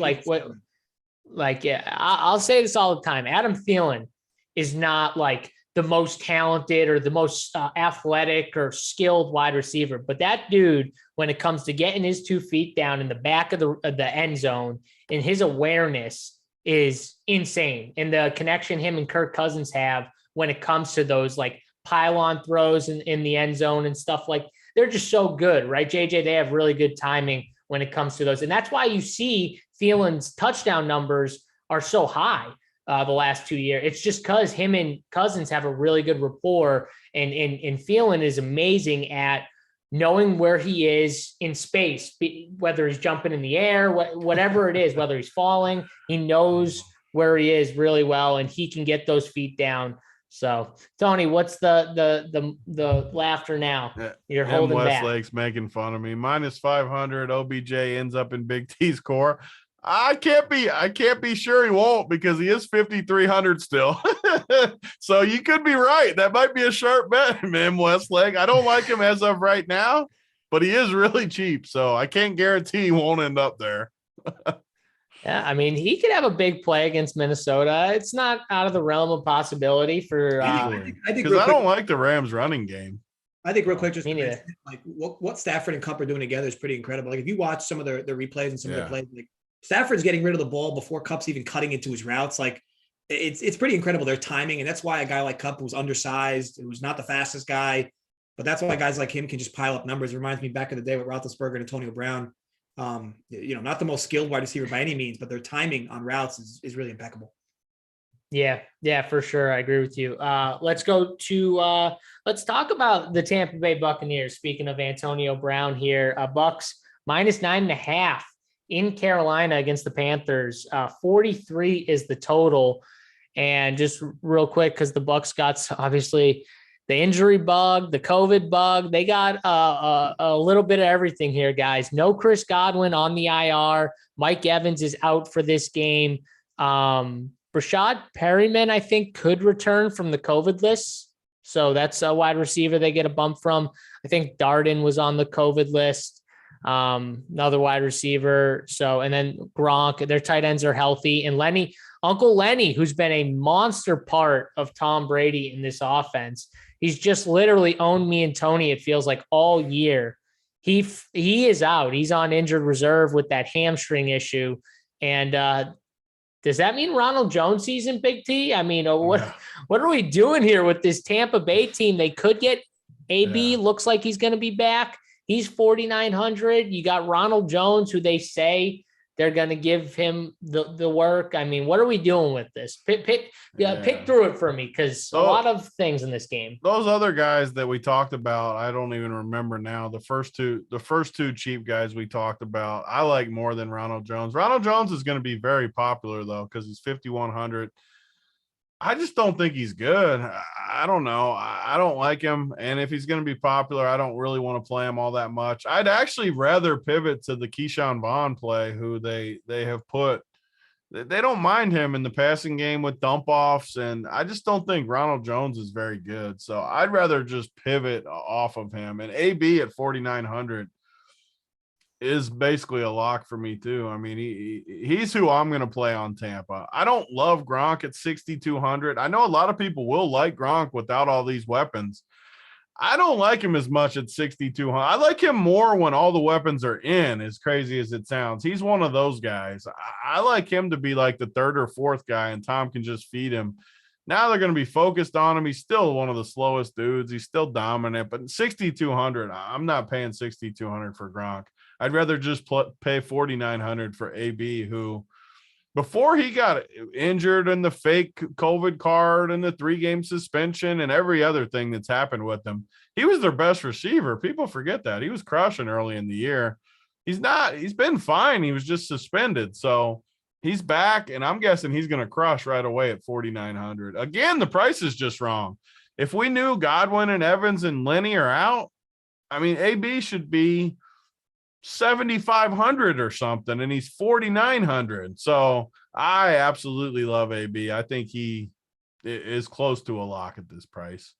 It's an egregious pricing error. I mean, the fact that they can't go in there and just tweak it a little bit is insane to me. I don't get that. Even like 5,900 would be way too cheap. Whatever.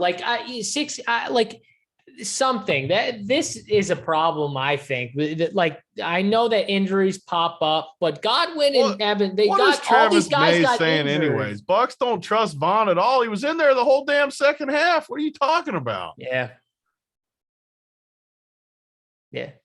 So the signing of Le'Veon Bell, Le'Veon Bell's for emergencies. He's not playing, and he's the worst running back I've ever seen. The last. What are they signing him for? I'd rather them sign Dunkel. Tony, remember when I was talking about running backs aren't the same because some of them just lose their speed I will to agree the with edge. you in this case. Le'Veon Bell is the case in point right there. The dude wants the box. He doesn't want to play football right now. I mean, he's going to collect the check, I'm sure, but he wants the box. That dude don't want to play no football, and he's lost the speed. It's done. Le'Veon Bell needs to hang it up. Anybody that wants action, all you guys in the chat saying that you can have Lev Bell, I'll take Vaughn. Any amount, just slide into my DM since Bell's getting the work. Just slide on in. I'll take Vaughn. You can have Lev Bell. So Travis Mays, slide on in, big boy, as much as you want. I mean, I think Ronald Jones is going to get a lot of work. I just think they're going to have no choice. We all agree on that part. If Gio Bernard was in, I think it would be a little easier to fade Ronald Jones because that's someone, no doubt, they would be comfortable throwing out there on passing situations, all that stuff. Killing me. What are you saying now? I'll take Dunkel's 12 carries for 3 yards, maybe a TD before the ambulance comes out there. He said. Yeah, I mean, I could look the part. I'm like 6 foot 225. I could look the part back there. Yeah, JJ's a big dude. He could get in there and move between the tackles. I mean, a little bit. I mean, I ain't fast at all, but Well, that's why I said move. I didn't say like sprint or anything like that. I said move, but what's funnier too? Lev Bell's calling out Jake Paul. Like Jake Paul would put you to sleep, Lev Bell. Stop. Like no one wants to watch you fight that guy. Actually, you know what? I'd rather watch him fight Jake Paul than watch him play football. I'm not going to lie right now. He's going to go to sleep just like the other dude. Yeah, that's fine. Whatever. I mean, listen, I love Lev Bell. Like when I started playing 10 years ago. He was like the man. Him and Antonio Brown were like the two greatest things of DFS and won me a lot of money. So I'm forever grateful of Le'Veon Bell and how much he's helped me in my success in DFS. But it's time to just go do whatever, rap and box and whatever. You want to get knocked out, go get knocked out. But football has got to end. It's just, it's time. These comments are great, by the way. I will say this, and maybe this is a hot take, that people who have signed on for this Tom Brady Bucks era have really elevated themselves. If we remember, like we couldn't even understand why the Bucks went after Fournette originally. And over the last 8 to 10 weeks, he's looked like the best running back, one of the best running backs in football. Antonio Brown, because of the way Brady uses them. I mean, he just uses them as like the full bell cow, right? People thought Brown was washed. He's looked pretty good. Gronk was having like mental health issues, wanted to retire. He goes back and he still looks like a great tight end. I'm not saying Le'Veon Bell is going to be the answer for them a few games from now or whenever, but there has been a few people now who we've written off that their careers are over and they've come to Tampa and they've been better. Granted, on a 1 week sample, Bell's not going to understand the playbook anyway, so it won't matter. But it wouldn't be crazy to me come the playoffs if Bell's a little more involved, specifically in the passing game more regularly, because they've never really trusted Ronald Jones or Vaughn in that area of the field, especially on short stuff. And it wouldn't be crazy to me that they use Bell for a lot of that Fournette type of short game in the passing end. Well, I think it's going to depend on these last couple games in the regular season and how guys like Keyshawn Vaughn and Ronald. I want action. Anyone that wants Lev Bell action, Dunkel, I'll even give you some action. There is no way this dude's making it. I'm taking a stand. Definitely not this week. I'm not saying any week. Any week I don't think anyone on this show is talking up Lev Bell. Any week you want him, Dunkel, you come my way. You don't give him anywhere else. I'll say this. I'll say that there is at least one game before the Bucs season ends, whether it's playoff, Super Bowl, whenever it ends, that Lev Bell gets 15 fantasy points. No, but yeah, he could score twice by like 2 1-yarders. Well, I'll be honest. I don't think they're going to use him to. I don't think they're going to use him to plunge into the end zone on short. 15 without touchdowns. I think there could be a game where you're going to get some action then if you think 15 without touchdowns. I think he would need to have 5+ catches and a 1-yard TD for him to get 15+ points. I think it could. I don't think he can get 15 even with 5 catches at a tutty. Oh my God. That's how bad I think he is. Oh God. I'm with it. I'm literally with it. So back to the original point, which is. Oh, here we go. Thomas Dunlap said the same thing about Renfro. He was down 38-3. He got 12 dump offs. What about when he was 80% owned and just got 6 fantasy points? Would you play him that night, Thomas Dunlap? Yeah. Come on, Thomas Dunlap. Oh, one. I remember my first victory lap, JSU. You remember your first victory lap? Oh, Big T said Renfro. I said Renfro for 8 straight weeks. He finally got there. Congratulations, Thomas Dunlap. What about the 6 fantasy points last Thursday when he was 85% owned? I like smelling salt, Tony. I like him. I'm a fan of smelling salt. Jesus. I love this show. I mean, I love this show.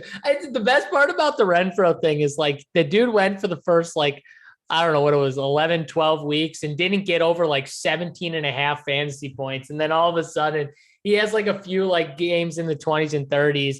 And then he's he's Cooper Kupp. He's Cooper Kupp. All of a sudden, he's Cooper Kupp. I'm like, the dude's got 1 game in the 30s, and he's fucking Cooper Kupp. It was a 38-3 game when they were playing prevent. It was freaking prevent against them. Cooper Kupp. I mean, just looking at these numbers. Who's not getting the 333? They said true. I might give it to him just for sparking a fire, though. Tony, can you take pre-workout before the rest of these shows through the rest of the year? Yeah, what do you take? What's your pre-workout? I want to know. Yeah. I mean, I back in the day, was it Super Pump? I mean, there were some good pre-workouts back in the day. Tony, you ever take Super Pump? And Jack. I just go out to the roof and do pull-ups off the gutters. That's it. That's all you do. Take a couple laps too, but yeah. I would just no Super Pump. Guys, give me a second. No Super Pumps. Yeah, Tony. Concrete was a big thing back in my day. Concrete. JJ, I don't know if you took concrete, but that was a big thing. It was like a creatine mix. Okay. So yeah, concrete. We used to mix it with I think it was grape juice was the mixer. No, actually, they definitely still have it. It's just a lessened down form. Everything gets illegal now, but either way, yeah. Yeah, it's whatever. It's fine. It's probably fucked up my kidneys or whatever one day, but hopefully people drink a lot of water if you're taking that shit. By the way, people drink a lot of water. Just don't not drink water if you're drinking. When you don't drink water to make pre-workout, that's how you find yourself yelling at 200 live. No. You got to drink a ton of water after taking the pre-workout. So you don't want to not drink water. That's bad. Tony took pre-workout today and did not drink water, and that's why he was yelling at the entire chat. That's true. I did not take water. You guys figured it out. The best part about the pre-workout is how like you're literally you're just like all over the place, and you just start to feel like tingling in your head. Like it's just definitely so bad for you, by the way, to take pre-workout. The worst thing ever. I don't even know what the hell you guys are even talking about. Yeah, I know you don't know what I'm talking. Guaranteed, at least 80% of this chat has taken a pre-workout. 80%? I got under. Yes. I'm more confident about the Jack under 3D, 80%. Okay, Anthony Sorrow knows what I'm talking about. Jack 3D was a big thing back in the day. Back about 80%, like 15 years ago. 80% was a terrible number. Even if we argued 50% of the chat worked out, I mean, you would still need. But wait a second, Dunkel. Everyone 80%. In high school, like I bet you a lot of people in high school played sports, and they were all in the weight room, and all those guys took pre-workouts. If you're the age of, so if you're like my age, a little younger or a little older, so pretty much between like the ages of 25 and 35, and you're watching right now, it would be 80%. Because if you're in that range, pre-workout was a massive thing back then. And like the early, mid to late 2000s, pre-workout was a huge thing in the high schools. All the high school football players, but pretty much any sport, you were taking pre-workout if you were working out. That's fair. So. All right, Tony, you're out of that range because I think you're like almost 40, right, Tony? So you're not even in that range. I mean, 80% is an egregious number, though. A little jab in there for Big T. I know it. It's like when you said everyone says I'm small. I know I'm old and fat, and it's a tough scene. It's a tough scene as you get older. I'll tell Tony, you that I said everyone calls me an elf. I get it. Yeah. Like it's fine. It's fair. That's what happens to the rich, though, Tony. You get enough money. Oh, and now we're going. Yeah, okay. Yeah, Dunkel. There you go. Yeah, I agree. with Dunkel. Look at Jack 100%. Look at Jack. We take I like this Thomas Dunlap. He's making a good case for the 333. He's talking about we take pre-workout before the clubs. He said. I like this guy. Oh God, let's be honest. I like him. You're making a strong case, Thomas Dunlap, for that other ticket. I like you. Yeah, I mean, everyone's sitting on the couch with their drinks today. What's for dinner? There's nothing else to do tonight. Like, that's all we're doing. I mean, of course, there's nothing else to do. They're snorting pre-workout in Miami. That's a good one.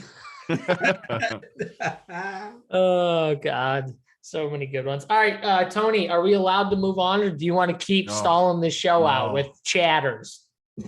Please move it on. Yeah. Okay, I'll move it on here.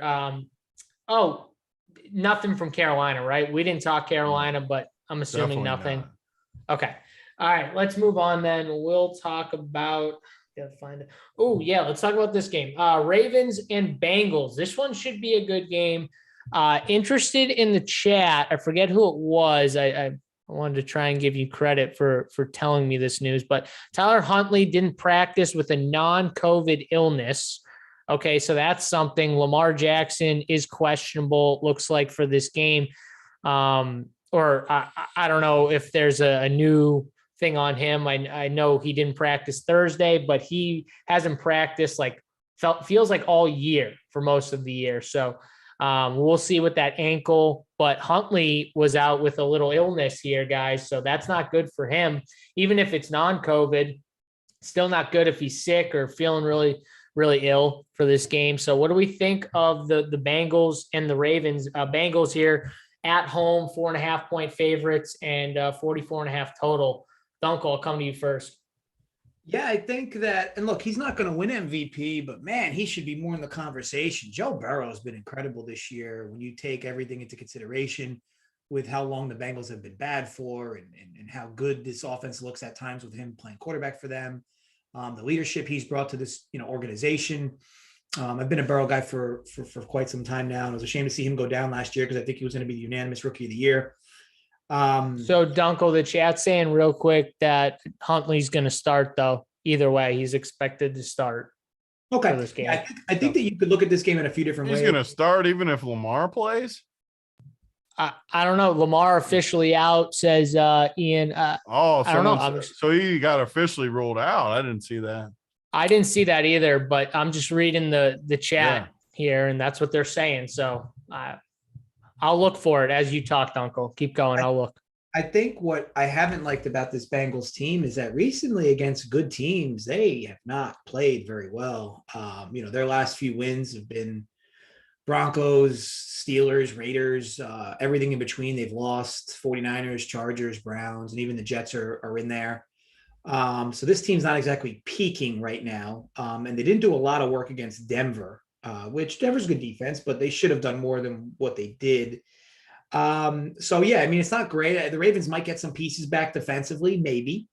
But for the most part, this secondary is still banged up. You would expect Burrow and that offense to do well against them. It's supposed to be a surprisingly warm game in Cincinnati on Sunday. It's like going to be like 55 degrees, which sure, that's not super warm, but this time of year in Cincy, it's nice out there today. I can confirm it's supposed to be nice all weekend. I was out there in shorts. Nice out there. Yeah. So not that weather's not going to be an issue. I think you could lean the Bengals over their team total number, which to me looks like it'll be about 21 and a half ish. Something like that. Cause with a total of 45, it'll be about 21, 22. I don't have a number in front of me. I think you could look that way. The problem is that the Bengals have been very content to sit on leads when they have them. So you're likely to need some help from the Ravens, which, maybe makes more sense to just bet the full game over. I'll wait to see once we get 100% confirmation on who's playing on the offensive ends, as I've said with a few of these games now. But definite early lean would be Bengals either over their team total, either Bengals with a spread, or just a full game over. But I do think this is a spot where the Bengals offense shows up, and a huge game. All things considered, winner of this game is in the driver's seat for the division, right? I think, especially since the Bengals would hold the double tiebreaker over the Ravens. The Steelers would be on the outside looking in, and the Browns have been the Browns. So ultimately, it's a huge game for playoff implications. And hopefully the Bengals can sneak in, because I think they're another team that's live in the AFC. That's a mercurial team to face, especially in the first round. Consider me strongly in Bengals, and I will likely fire on them on Sunday. Yeah, it seems like the chat's saying Lamar is expected to be out. So I don't think he's like officially ruled out, but they're expecting him to be ruled out for this game. So it looks like it'll be Tyler Huntley season this week again against your Bengals, Tony. And what do you think of the Bengals here? I mean, I kind of like them here against this team. I think Joe Burrow, I've talked about it all year. His success against teams that blitz a ton is just well documented from this season, specifically him with Jamar Chase.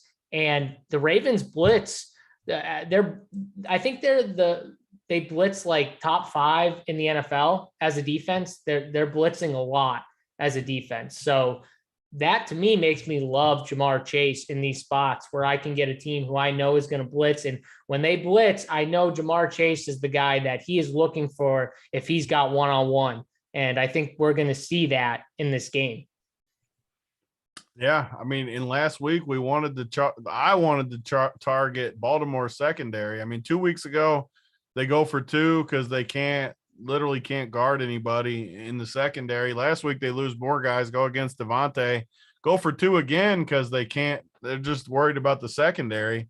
And now they get Jamar Chase and T. Higgins. T. Higgins looks incredible lately. And Jamar Chase against the blitz, like JSU said. I love these guys. We need Huntley. If Lamar's out, obviously we need Huntley to play to keep this game close, because the Bengals do like to sit on it. But as long as Huntley's good and in there, I'm all aboard the Bengals train in fantasy too. Chase, Higgins, I won't play much Mixon this week, I don't think. But the passing game, even Boyd, even Uzoma, I think you can go to all these guys in the passing game. I think you can play Burrow with them. I also think you can play Huntley and Andrews and run it back with Chase and Higgins, one of them or both.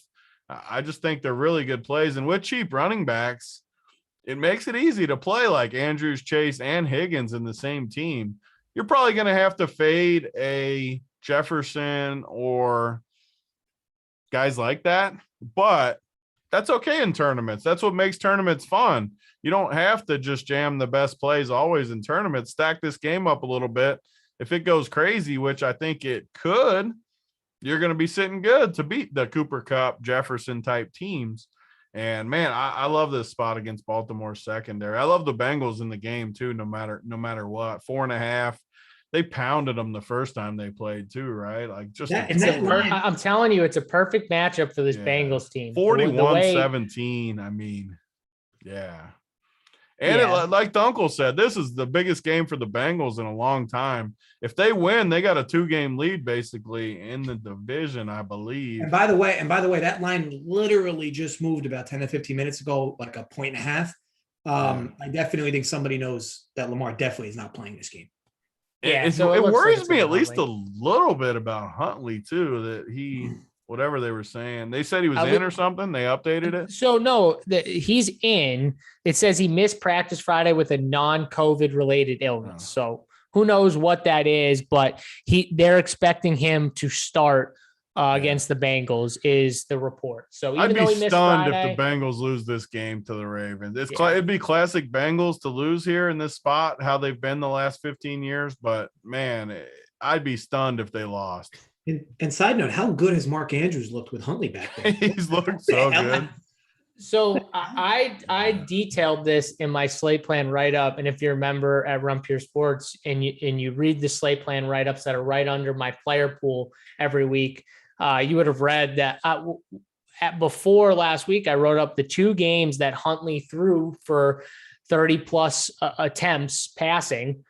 Mark Andrews had 21 targets. So now it's just like, he's had 21 targets in those first 2 games. Then he comes up with a 15 target game and obviously the monster game in another game. Huntley is clearly very comfortable throwing to Mark Andrews. He's comfortable throwing over the middle. That's where he wants to go.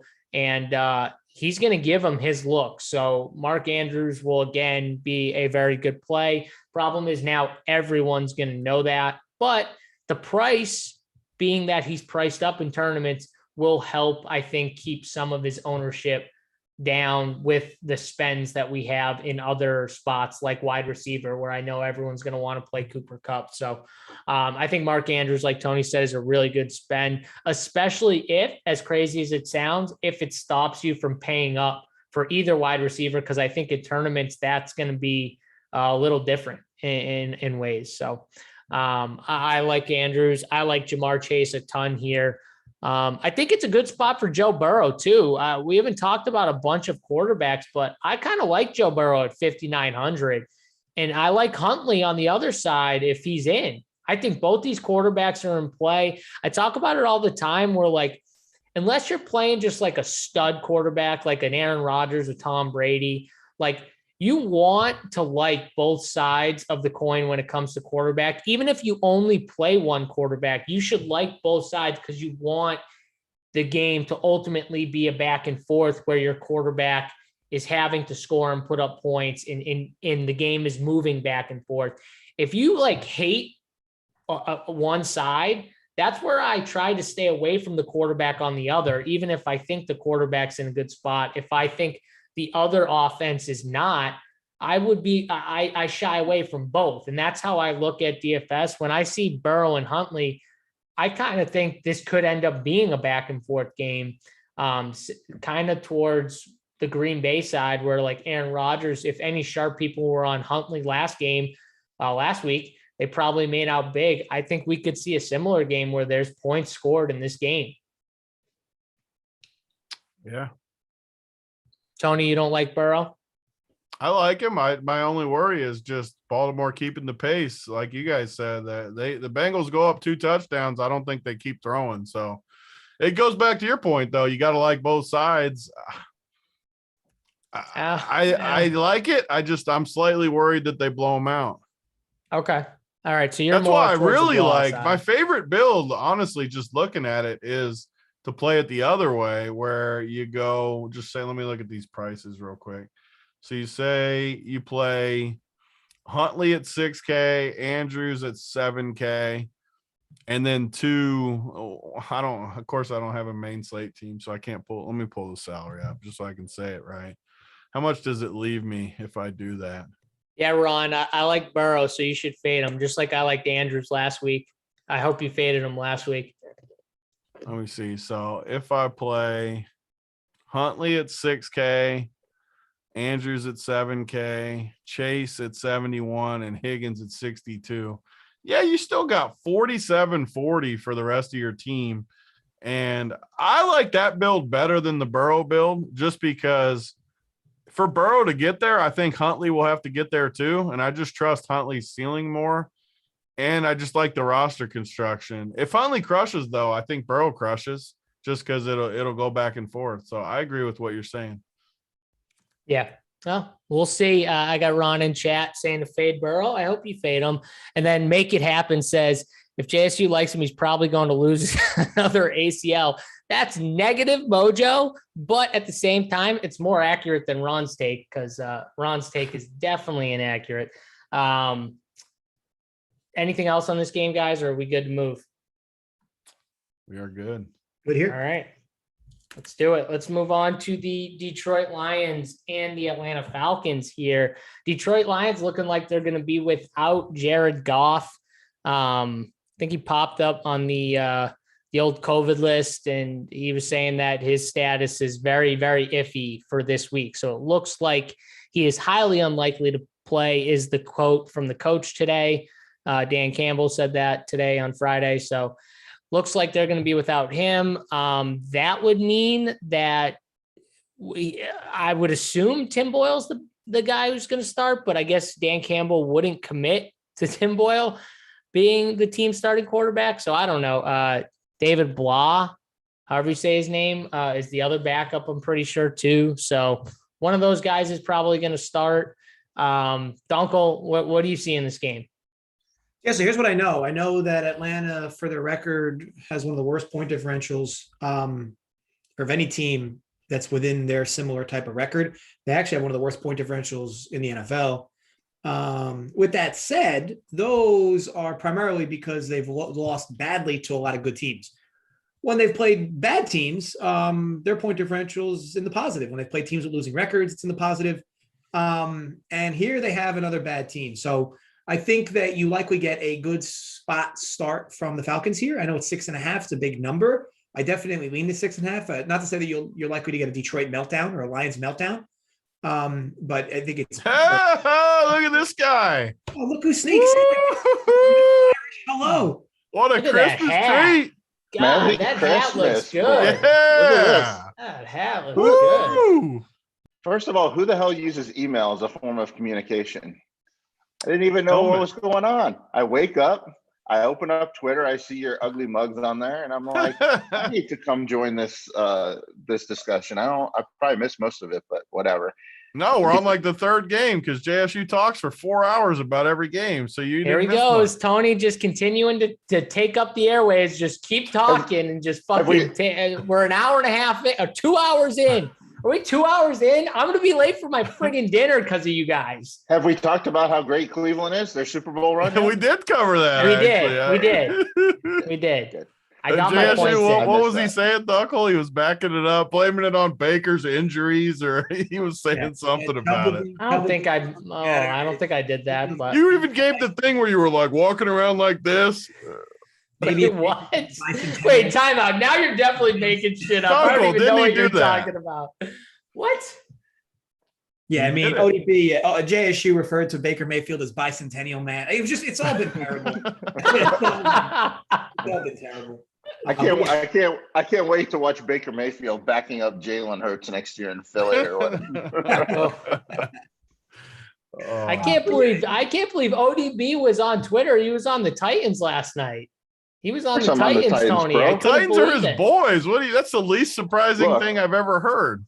When you look, we almost had our full team left. We were only missing our best. You notice how he says we, JSU? We're only missing our best left tackle. We were missing the best running back in football, and still took care of the dusty ass Niners. Yeah, ship that Titans win the South Division. Ship that money. You touted that up on this show too as one of the best. Ship that to Daddy. Now we got it. I was a little worried there, having to play. You had to be a little concerned going into last night if they lost that game. Yeah, playing with Dante Foreman and Westbrook, whatever his fucking name is, as their number 1 and 2 skill weapons. I mean, that's an issue, but that's okay. Ship the money. Ship the money. Now I don't have to sweat this Carson Wentz. They're going to lose tomorrow anyway, but I don't have to sweat that game as much. Carson. Anyway, what are we on? We're on the worst game right now. We're on Falcons. Yeah, we're on a shitty game, but if you want to give your take on the Detroit Lions Atlanta Falcons game with who knows at quarterback. How are we sitting in the be my super guest. contest?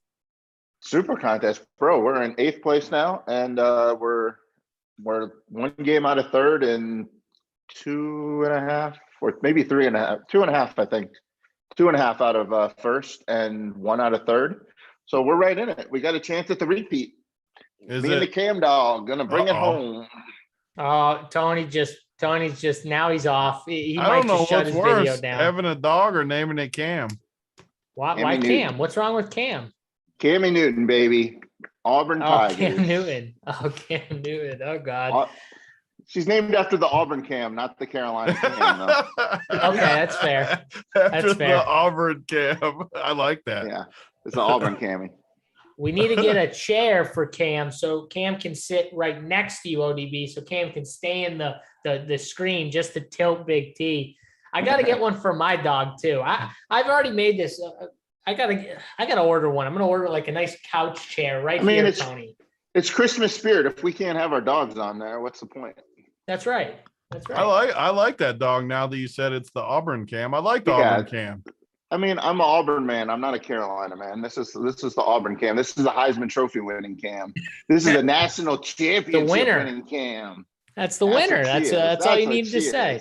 That's Gene Chizik. Tony, would you buy a dog if I guarantee you the dog was a winner and brought you winning spirit? Would you buy the dog? Would you name if it guaranteed me winners, I'd have that dog on my lap right now. If it guaranteed me winners. Would you name it Baker or what? If it brings me winners, you can name it whatever you want to name it. I'll put that puppy right on me. We could have the all-star list of names. We'd have Carson for Tony. We'd have Baker for JSU. I don't know what you name yours. Kirk? Cuck. Yeah, he likes Kirk. It could be Kirk. He likes Kirk. You have to have a shitty quarter. You have to have a shitty NFL quarterback name for your dog, though. I got MVP Carson from this one season. All right. This show is going to literally go 3 hours if we keep just going off on sidetracks. And I got too excited that ODB popped in. I'm railing Tony back in. People, just so you know, I hope you are watching that I'm railing Tony back in. I'm trying ODB got me excited. I blame him. Yeah. Oh, now you're blaming ODB. It's not ODB's fault. So, ODB, Did you want to give us a take real quick on the Atlanta-Detroit game? Do you have one? All right, I'm going to warn you. I have no idea what any news that's happened in the last Jared 24 Goff hours. Jared Goff is going to be out, and one of Tim Boyle or David Blah. Yep. Shit. Well, I was going to say I'll take Detroit because Atlanta is just as bad as Detroit, and Detroit cares, and Atlanta doesn't. So I think at this point in the season, motivation is really big. One of my favorite things later in the year is getting on teams who haven't had anything to play for a while, and playing them against teams that are recently not caring. Just because, I mean, the NFL season's tough, and at the end of the season, when you've tried for weeks and weeks, and now you're at the point in the season where you don't care anymore. It's a lot harder to get motivated versus a team that's just perpetually been in the we have nothing to play for mode. So I would kind of lean Detroit in that arena. Atlanta, even though they've sucked, I think they've kind of tried for a little while. They're just really bad. Detroit has had nothing to play for the whole season. So I don't think Detroit deserves to be getting points, but without Jared Goff, it's a little dicey. You have to see who the quarterback is. What is the line? Is the line up to the touchdown yet? Yeah, it's almost a touchdown. 6.5, yeah. Yeah, and Atlanta can't be laying a touchdown versus anybody. Also, they might have Swift back, I think I saw. Yeah, I would like Detroit. Give me the points there. Yeah, they probably will have both their running backs back, it looks like, for Detroit. So, Tony, what do you think of this game here? Yeah, I agree with what he said. I like the motivation towards the end of the year. I think Atlanta's bad, and Detroit, Yeah, they've laid a few stinkers, but for the most part, they've at least played hard. There hasn't been any week that they just have totally folded up. I shouldn't say any week because there probably was a bad one in there, but I don't like Atlanta at all. They shouldn't be favored by 6 or 7. No way. So give me Detroit. Fantasy wise, though, nothing here for me, I don't think. This might be a sneaky fantasy game, though, because both these defenses are kind of shit. So there might be somebody cheap, but I mean, I don't know. I haven't looked at it, but there might be just somebody. Like nobody there, though, is the problem. I don't know. Yeah, I guess they all just suck. So Pitts, maybe, Yeah, I mean, the question's got to be, can whoever plays quarterback for Detroit get any of these receivers going? Who I don't even know. is the dude? Is it Boyle? Well, he said he wouldn't commit to Tim Boyle as his Who's quarterback. the other guy? David Blau or whatever. Oh God, the Purdue guy. Oh, Patterson's been really good in these games where the Falcons play a bad team. Yeah. I will say also somebody made in the comment section that my dog would be named 1 p.m. Kirk Cousins, and yeah. 1 p.m. Kirk. I'm with it. 1 p.m. That's the exact college Cam versus now Cam. You got 1 p.m. Kirk versus primetime Kirk. Yeah, the Cordo Patterson take is probably an okay. That's probably a good one, I guess. If he could get in the box once or twice, it is a good matchup. He is expensive. You're paying Alexander Madison price. I mean, would you play Alexander Madison or Patterson here? I wouldn't in cash, but I mean, from a leverage standpoint, no one's going to have Patterson. So yeah. I think that these are the matchups where he's kind of like semi-exploded in. So I think it's worth a pivot or definitely a GPP dart if you're making at least six lineups. I think he makes a lot of sense to be in at least one of them because he's definitely going to be under 17% owned, and you'll be overweight by a large margin just playing him once out of your 6. Gage too has been good in the wide receiver core. The wide receiver group this week. There's a lot of really good wide receivers spots. So nobody's going to play him. He's pretty expensive. So if you're playing a lot of lineups, I mean, I just play one, but 1 or 2 week span. ODB like yeah, it's weird. And then like you're watching him make diving one-handed catches like just out of nowhere. Yeah, I think they finally realized that Pitts isn't ready. I don't know. They never throw him the ball. It's all the Gage for some reason. But anyway, we're playing Detroit anyway, so fuck it. Yeah, I mean, this game is just, I don't know, with the quarterback situation. I'm not going to touch it. So I get staying on Detroit side. I wouldn't take Atlanta. That's for sure. Definitely wouldn't touch Atlanta. Let's move on though. That game's going to suck. Buffalo and New England here. New England -2 at home, 43.5 is the total. The Bills are down some guys. They're going to get Sanders back, but they are going to lose. It looks like Cole Beasley and now Gabe Davis popped on the COVID list today. Whoa, really? After testing positive. Yep, today, Friday.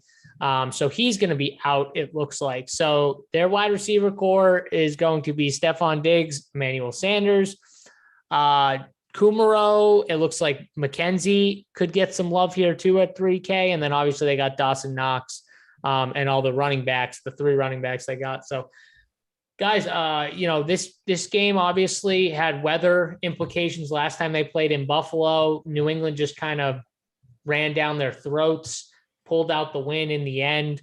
Buffalo couldn't get anything really going on the ground. What do we think here in New England, where the weather is definitely not going to be as bad as it was in Buffalo? I mean, is it just we like Buffalo here, or what do we think, Dunkel? Yeah, I think, believe it or not, so they're hanging a team total for Buffalo of 20 and a half. I want to wait until today ends and we'll kind of have a better idea of their picture of exactly who's going to be in and who will be out offensively. But man, that feels like such a smash spot. So last week I said how I felt like the Patriots really haven't played real offenses for a while now. And when they did play a real offense in Buffalo, it was a ridiculously difficult game to navigate weather-wise. The Colts seemingly moved up and down the field as much as they wanted to, but in typical Colts fashion, they sat on a lead in the second half and it almost bit them again. Buffalo, the idea that they have to score 3 touchdowns against this defense, and I know this defense is good. I just feel like they've had like perfect game scripts for like 2 months now, and they finally got a negative game script against the Colts, and I feel like they could get another one here. But I want to know who's out for Buffalo. But the idea that Buffalo can't score 21 on this team, to me, it's such a small number. So assuming it's only going to be Davis and Beasley, I will likely fire on Buffalo to score 3 touchdowns in this game at 20.5. But I'll wait to see how it plays out. But no, I won't be betting New England here at all. I know that they could bounce back here. And I'm not saying they can't win. They could win. But I think if they're going to win, it's going to be in that 24-21 neighborhood. I find it hard to believe they're going to shut out Buffalo again in a game that's going to see much better weather. And these games are must win for Buffalo. They literally might not make the playoffs. So yeah, I think that you get a better showing from their offense specifically. And I think this game scores a little more than maybe most think. So yeah, Buffalo over their team total will be likely the bet I make on Sunday. Yeah, Tony, seems like Buffalo could still put up. I mean, they're probably in a better spot just with the weather in general to put up more points than they did last game. I mean, last time they played, they had to rely a little more on the run, and they don't run at all.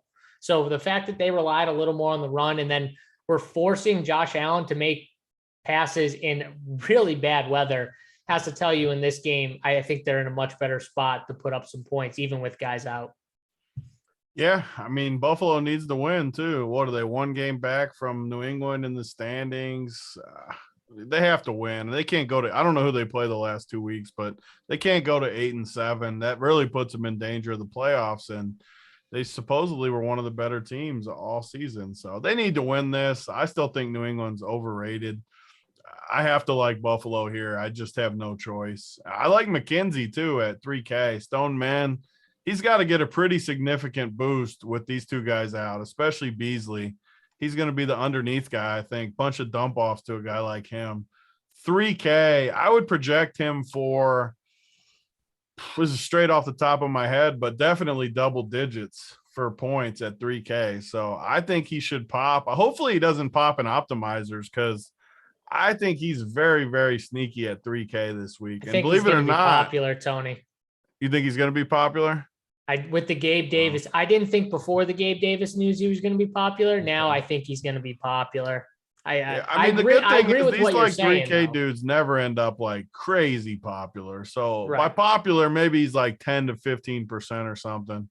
I don't, with the cheap running backs too, I don't think he gets like, but either way, I think he's just great play in this spot. They just have to get him some use. New England's going to try to take away Diggs and probably a little bit of McKenzie's going to crush, I think. So 3K and Buffalo for me. I'm not playing any New England guys, though. I'm so tired of playing Jacoby Myers. Damian Harris and Stevenson are going to split work if they're both in there. What if one's in there, Tony? What if one's in? What if it's Damian Harris and Stevenson's out, or Stevenson and Damian Harris? If only one of them is in and the other one is officially out, I probably would like one of them. Yeah. I would too, but I want one to be out. Yeah. I don't want, if both play, I want nothing to do with it. I don't really like New England, though, is my issue. Sanders back too, by the way, guys.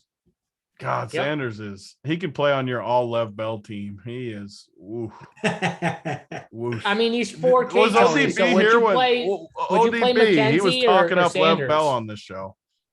Get the fuck out of here, Lev Bell. Let me be clear. I wanted to make a bet. Could have been for money. It wouldn't have mattered. I said that before the Bucs season ends, Lev Bell has a 15 fantasy point game on DraftKings. I will just say it's nice sit. It's nice to sit on this side of the coin where you guys aren't trying to game up and make fun of me, and I just get to sit back and listen to you guys my comment came because Tony said Lev Bell won't score anything for this team the rest of the season. And I said that I think he will have 115 fantasy point game. Is this the same show that JSU and I tried to tell you that Jonathan Taylor was good and you guys both said he was ass cheeks? Can we go back to that take against Miami when we both told you? We can go back to last year when I was on it and these guys both said he was ass cheeks. Yeah, I want to be clear. And he was ass cheeks for those games that you were on. It was the best. The good part about doing this show every week for 2 or 3 years, there's a lot of bad takes. The best part about it, Dunkel, is he played him like all year, and then he got the dude got like, I think he got sick, and then he came back a couple weeks later, and Tony didn't play him, and he went nuclear that game, and he didn't play him. This game is off the rails, and I'm just glad to be a part of it. I'm glad that I came in. I'm just here to spread Christmas cheer and remind us all of our horrendous takes. And it starts when we tried to sell you on Jonathan Taylor, and I said play Jonathan Taylor and you'll win, and you guys both said that he was ass cheeks. I haven't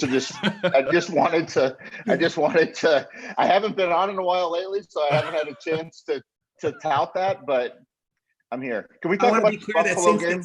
That since week 9 in the NFL last year, I have rescinded all my Jonathan Taylor takes. I mean, I know I continued to somehow take L's for Jonathan Taylor, but I did flip the coin and say that Jonathan Taylor has improved as a running back and no longer ass cheeks. No longer. I will say we all have takes. So we talk about every game every day for the whole damn year. We're gonna have plenty of bad takes. Of course, but I got plenty of them. I got plenty of them. Before we move on, this is my winner of the week. Ooh, I like this. I fucking love Buffalo this week. There you go, ODB. I think Buffalo. I think this is wrong team favored. I think. And I grew up a Patriots fan. I lived through the Patriot era, loving every moment of it. This Patriot team is overrated. They're not that good. And Buffalo, I mean, do you remember the reporter 2 weeks ago sat there and asked Buffalo if they were embarrassed by losing to New England? In a monsoon. If you don't think these guys are going to be fired up, they're better at almost every position except coach. I think this is just a shove it right up Bill Belichick's. I think Buffalo wins this game. I think it's easy. I mean, yeah, Gabe Davis, yeah, he had a good week, and Cole Beasley's whatever. But I mean, fuck, they're third and fourth receivers. It's not like they matter. I mean, it's Josh Allen, it's Steph Diggs, it's Dawson Knox, it's replaceable for wide receiver fours. It's a defense that's going to apply pressure on Mac Jones when he has to drop back 15 times. I mean, look, they're going to run this play action often and early. So, I mean, they might get them on one, but I love Buffalo in this spot. I think this is a perfect spot. And if this was the other way, if Buffalo was favored by 2.5, I would still love Buffalo.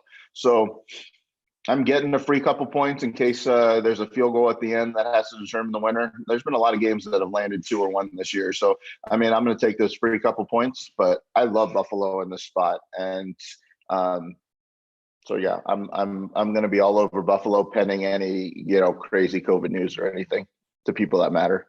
All right. And I will say too, Steph Diggs, I'm pretty sure it was the game in New England last year where he just went nuts and had like 2 or 3 touchdowns. But I know everyone talks about like Belichick just always takes away. Steph Diggs has had some success against Belichick, and I throw out the game this year because it was terrible weather to be throwing, and they were still throwing in it, but it was awful weather. I'm not going to be on the side of like Steph Diggs is just not in play because Belichick just always shuts down these guys, because Steph Diggs has actually had success against New England, and now they're down 2 of their reliable receivers. And I know Tony's talked about McKenzie, Emmanuel Sanders is cheap, but I don't think that just like pulls Steph Diggs out of play. And I think with the value, I don't think Steph Diggs is going to be very popular this week with Justin Jefferson. Diggs can be good in a lot of different things. But there are a lot of really great spots. I mean, you got Cup. That's my point, though, ODB, just from an ownership standpoint. Yeah. I mean, from an ownership standpoint, I mean, I play different contests than you guys do, but in the big multi-entries, you can definitely go Diggs. But I mean, you can go back to Dawson Knox too. I mean, this guy has been on the cusp of some big games, and his box scores look pretty bad, but he really plays that Beasley role even better. Like no Beasley, I think helps Knox more than anybody. But the weather conditions, who knows? This is New England and Christmas. I mean, we might have like weather concerns here. I haven't looked at weather, but it's gonna be cold but sunny. ODB. It's gonna be like in the 30s. Let's be honest. Dawson Knox was like 4 or 5 drops away from Buffalo scoring 3 touchdowns in that weather last. Yeah, exactly. Dawson Knox is a big part of this offense, and his recent box score failures. Like I don't I watch all the games, and I've watched it, and I felt like Dawson Knox has had chances the last few weeks to really put up numbers, and his box score could look a lot better than it is. I would really like Knox. I mean, he's not my favorite tight end because I like somebody else, but he's got to be in the top couple. So. All right, let's move on. We got a couple more games to discuss here. And some news breaking today on this next game, I'm pretty sure. Bears and Seahawks. Seahawks at home, -6.5. 42 is the total in this game. And I'm pretty sure Justin Fields just got ruled out. So Nick Foles is going to start at quarterback for the Bears here in Seattle in this game. So just quick, let's get our takes real quick on the downgrade from Justin Fields to Nick Foles. I personally think, I know people have been killing Fields on Twitter. I personally thought that Fields played okay. I thought when they were getting up tempo in that offense and they were letting him throw that ball down the field and hurrying up, I thought he looked pretty good. I thought he was making all the plays. I thought some of the play calling was just really bad from Nagy. Yeah, when they got in the red zone, did Fields not look good? Correct, he did not. But I think the play calling was a little rough to begin too. When they got that up tempo going, they were moving the ball down the field against the Vikings. They just couldn't finish the drives, which was killing them. Some turnovers early. So what do you guys think of Nick Foles JSU, starting? all your boys, Baker and Keenum and Jarvis back this week for the Browns. The Brownies are back. Timeout. I just got to go back real quick. I want to say that I got all my guys, my tackles back, or my center back. Do I get my linemen back? They're not on the list. Okay, I still feel the same way. I think the second game is probably the better game to stack up in DFS. I wanted the linemen back. I think the numbers live now, though, with those guys coming back, like 7.5 is to me is a strong number now in Cleveland. Whichever one of them starts, because I think that number was really assuming that you were going to get a Nick Mullins in there. I think that's likely going to move. Right. It might even slide under 7. It's still available 7.5. I know that the Packers are tough to bet against right now in this time of year, but man, that's a continuity plus for the Browns. And Westlake asked me for a hand check, so I had to put him up real quick. Just I gave him to you. See, we're good. I like Cleveland this week too. All right, ODB's on. Yeah, let's talk more Cleveland. You guys want to go back to the Cleveland game? I know I'm late, but I'll go back to talk about Cleveland. All ODB's takes from those games. Yeah, I mean, he just gave it. I think Cleveland is the. Cleveland's the type of team that can give Green Bay trouble if they're going to have trouble, because they have a good front line, and if you can get pressure on Rodgers, maybe you can force him into holding the ball just a second too long. Maybe you get a strip sack, a fumble, a forced. That's kind of how you have to beat Green Bay. If you can't get pressure on him at all, and he can sit back there and pick you apart, he's going to do so. So. 7.5's a lot for like a good team. It's not like 7.5 with these scrubs. Like, they were laying 7.5 point lines against Falcons and Detroit and Jets and Jacksonville and Texans. Like, the Browns are a real football team. They're fighting for a playoff team. I mean, they're not going to win the Super Bowl, but I mean, they're a real football team. They're a playoff contender, and 7.5's a lot for me in this game. I liked Cleveland in this spot. I think this is a potential upset too. Like, I mean, I don't like Cleveland when they're playing teams that are equal to them and they're not, and, lines are 2.5, 3 points, something like that, because I don't think they're that good. But like when they're getting 7.5, like they're going to stay in this game, I think. I'm with you.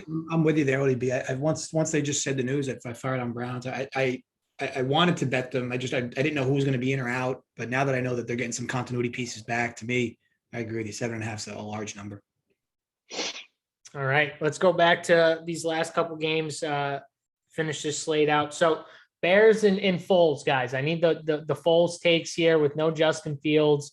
What do we got? Dunkel, we'll start with you. I mean, I'll be honest, this comparison is not the greatest one, but I do believe that much like Taylor last year, where he kind of couldn't get out of his own way early in the year at running back, I think Fields earlier in the year, this year, couldn't get out of his own way playing quarterback. But he looks completely different. Like he looks like a really good quarterback at times with this Bears offense. And as much of issues there are around him, or what we could define as anarchy in terms of the coaching and the players and whatnot. I think Fields has looked really good. So, but Foles, for whatever reason, whenever he play, like, he just seems to look okay. But this is a tough game to cap, to be honest, because Lockett comes back for Seattle. Now Seattle, after losing that game last week, really has no motivation to win anymore. So you're basically betting on two teams with lacking motivation. Also, do we even know if Russell Wilson's going to even be on this team next year? It seems like there's a lot of issues there. So I don't know. I don't know how anybody could be lining up to lay 6.5 with Seattle here. But then again, with Foles, I guess what it comes down to is where is points going to come from in this game?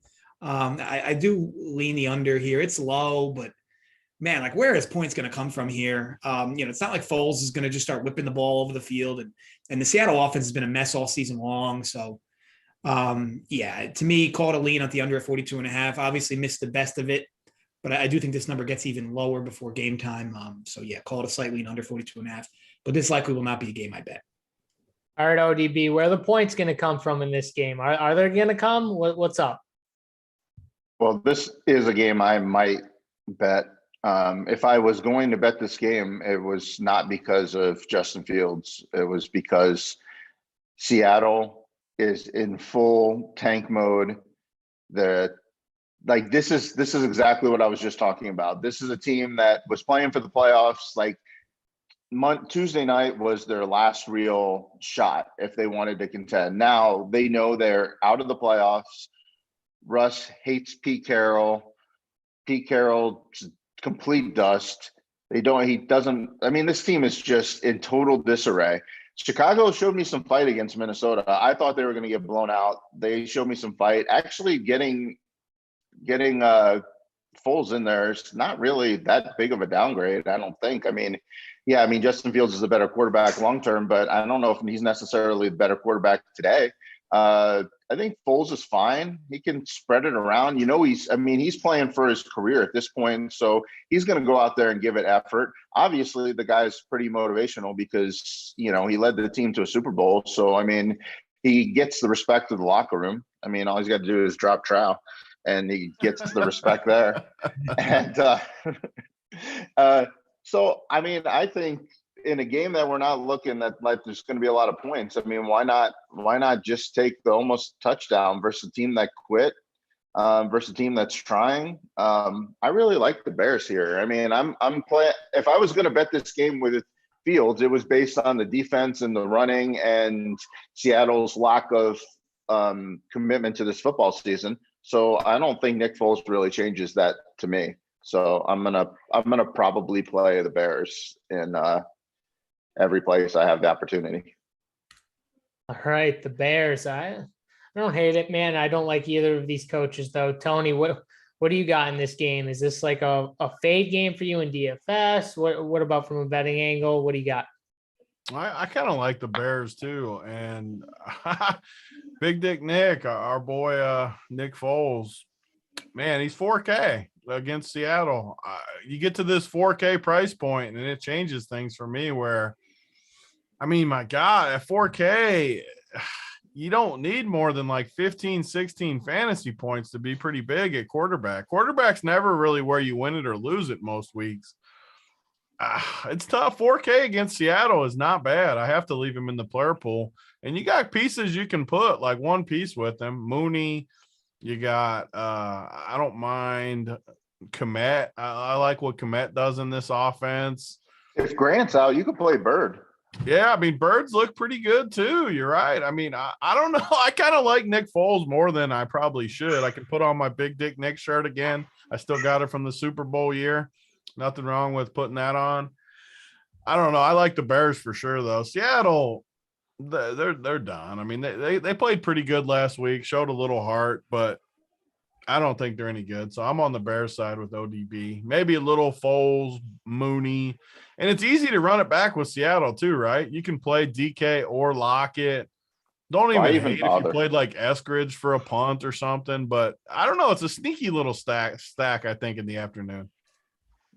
Yeah, Lockett's outperformed DK for a lot of this year. I just have to say I haven't really been on it, but Lockett has definitely outperformed him.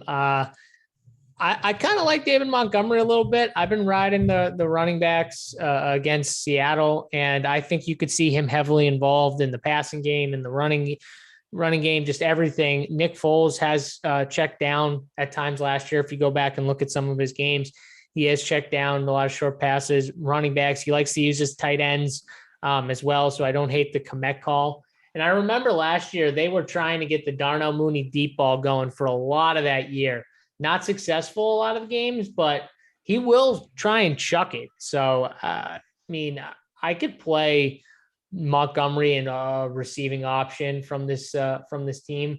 I don't know if I'll play Nick Foles, but like Tony said, at 4K, he could outdo the 4K price tag. We'll see what quarterback looks like in the end. And if you play Nick Foles, so I would definitely run it back with like a Lockett or someone like that, because you're going to want some scoring on the other end. And Lockett has shown big playability pretty much all year, and more consistent than DK for sure. That's no doubt to me. So anything else, guys, on this game before we move on? I like your Montgomery call. When teams quit, like that's the type of guy that can kind of explode, because like when guys just quit, like you don't want to tackle. I mean, you don't want to tackle the guy the receiver's still got to catch the ball and it's still got to be thrown to him and all that. But when teams quit, like guys hand tackle, like they don't want to get in there and he breaks through that first line and you think Jamal Adams is just gonna blow him up? Probably not. Like this is where guys quit in the secondary, making that once you get to that second level and he could break it. Plus I could kind of see them leaning on Montgomery too. So I kind of like that call. There's a lot of DFS options this week though. So I don't know if he probably won't make my cut because I'm a one lineup type guy, but I would love him in what you guys roll out there. Yeah, I'll be interested to see what his ownership comes in at. Hopefully it's a little lower with some of the it'll be low. Nobody likes. Yeah, for sure chalk pieces at running back. So all right, let's move on. We got two more games left. Let's go to the Denver Broncos and the Las Vegas Raiders here. 1 point spread. Broncos are favored. 40.5 is the total. Love getting to JSU's teams like the Raiders. It's fun when the Raiders. I love talking the Raiders. No one wants to talk about the Raiders and Derek Carr. I didn't know what to do last week though, Tony, when they played the Browns. What do I do when the Raiders and the Browns play? Like I just had to turn away, and it was a rough day for me. I did like root on the Browns. Porn. It's like 3 hours of porn. Just get to the next scene. It was kind of. I love watching my boy Nick Chubb run the football. I was rooting for the Browns though. I'm going to be serious. I was definitely rooting for the Browns. I wanted them to win.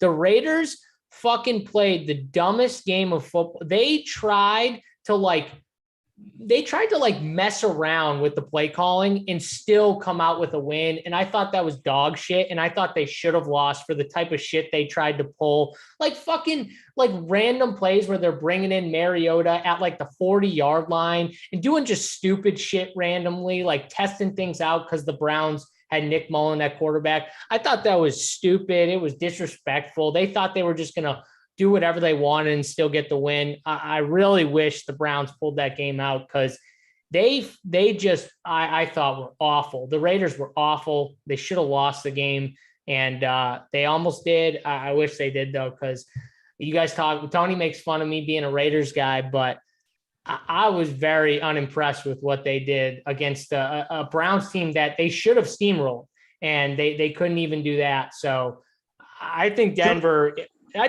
is a much better team is in this spot here. I'm just going to say it right now. I think they're way better.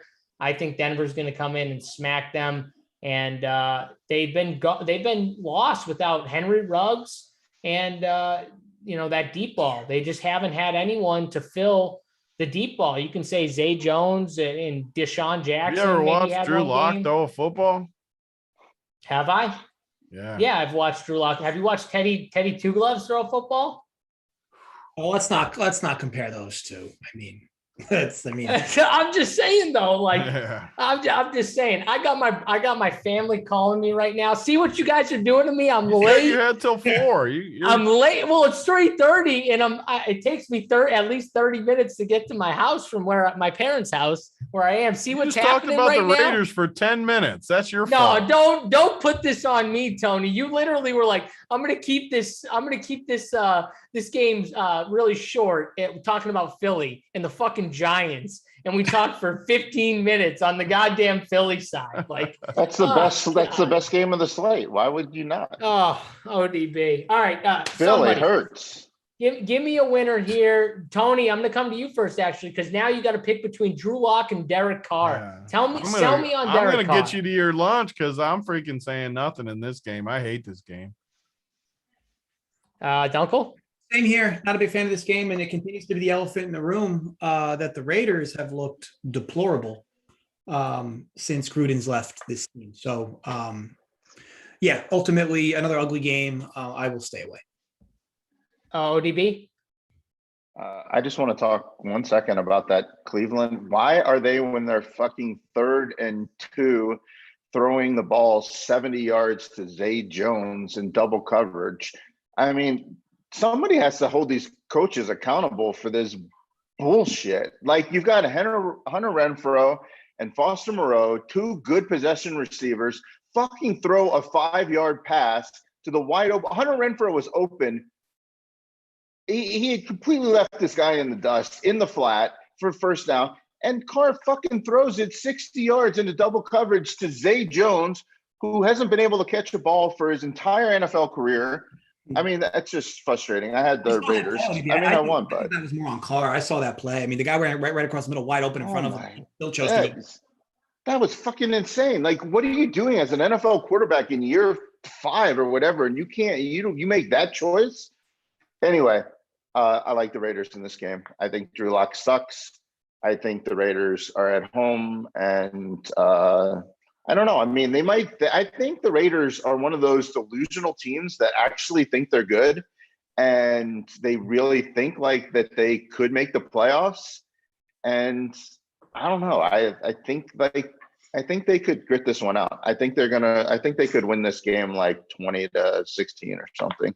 I like the Raiders in this game. I mean, I'm not sure if it'll be a big play or not because there's a lot of things I like, but I like the Raiders actually. This game's basically a playoff game for these two teams. I mean, if they win, they got a chance. If they lose, they're done. So it is kind of the thing that's interesting, I think, is the Broncos' success is going to come off of running the football, and I think they can pound the rock against the Raiders. And I think that's where Drew Lock and he's going to have more success in this game than he did in the last game because I think they're going to have a ton of success running the football in this spot, whereas last game I was trying to tell Cincy's that's a tough defense, especially from a run defense standpoint to run the football. Of course, Javonte, nothing really stops him. So he was okay. He was still fine, but they are going to have more success, I think, in this game running the football between both him and Melvin Gordon when they run the ball 25 to 30 times combined,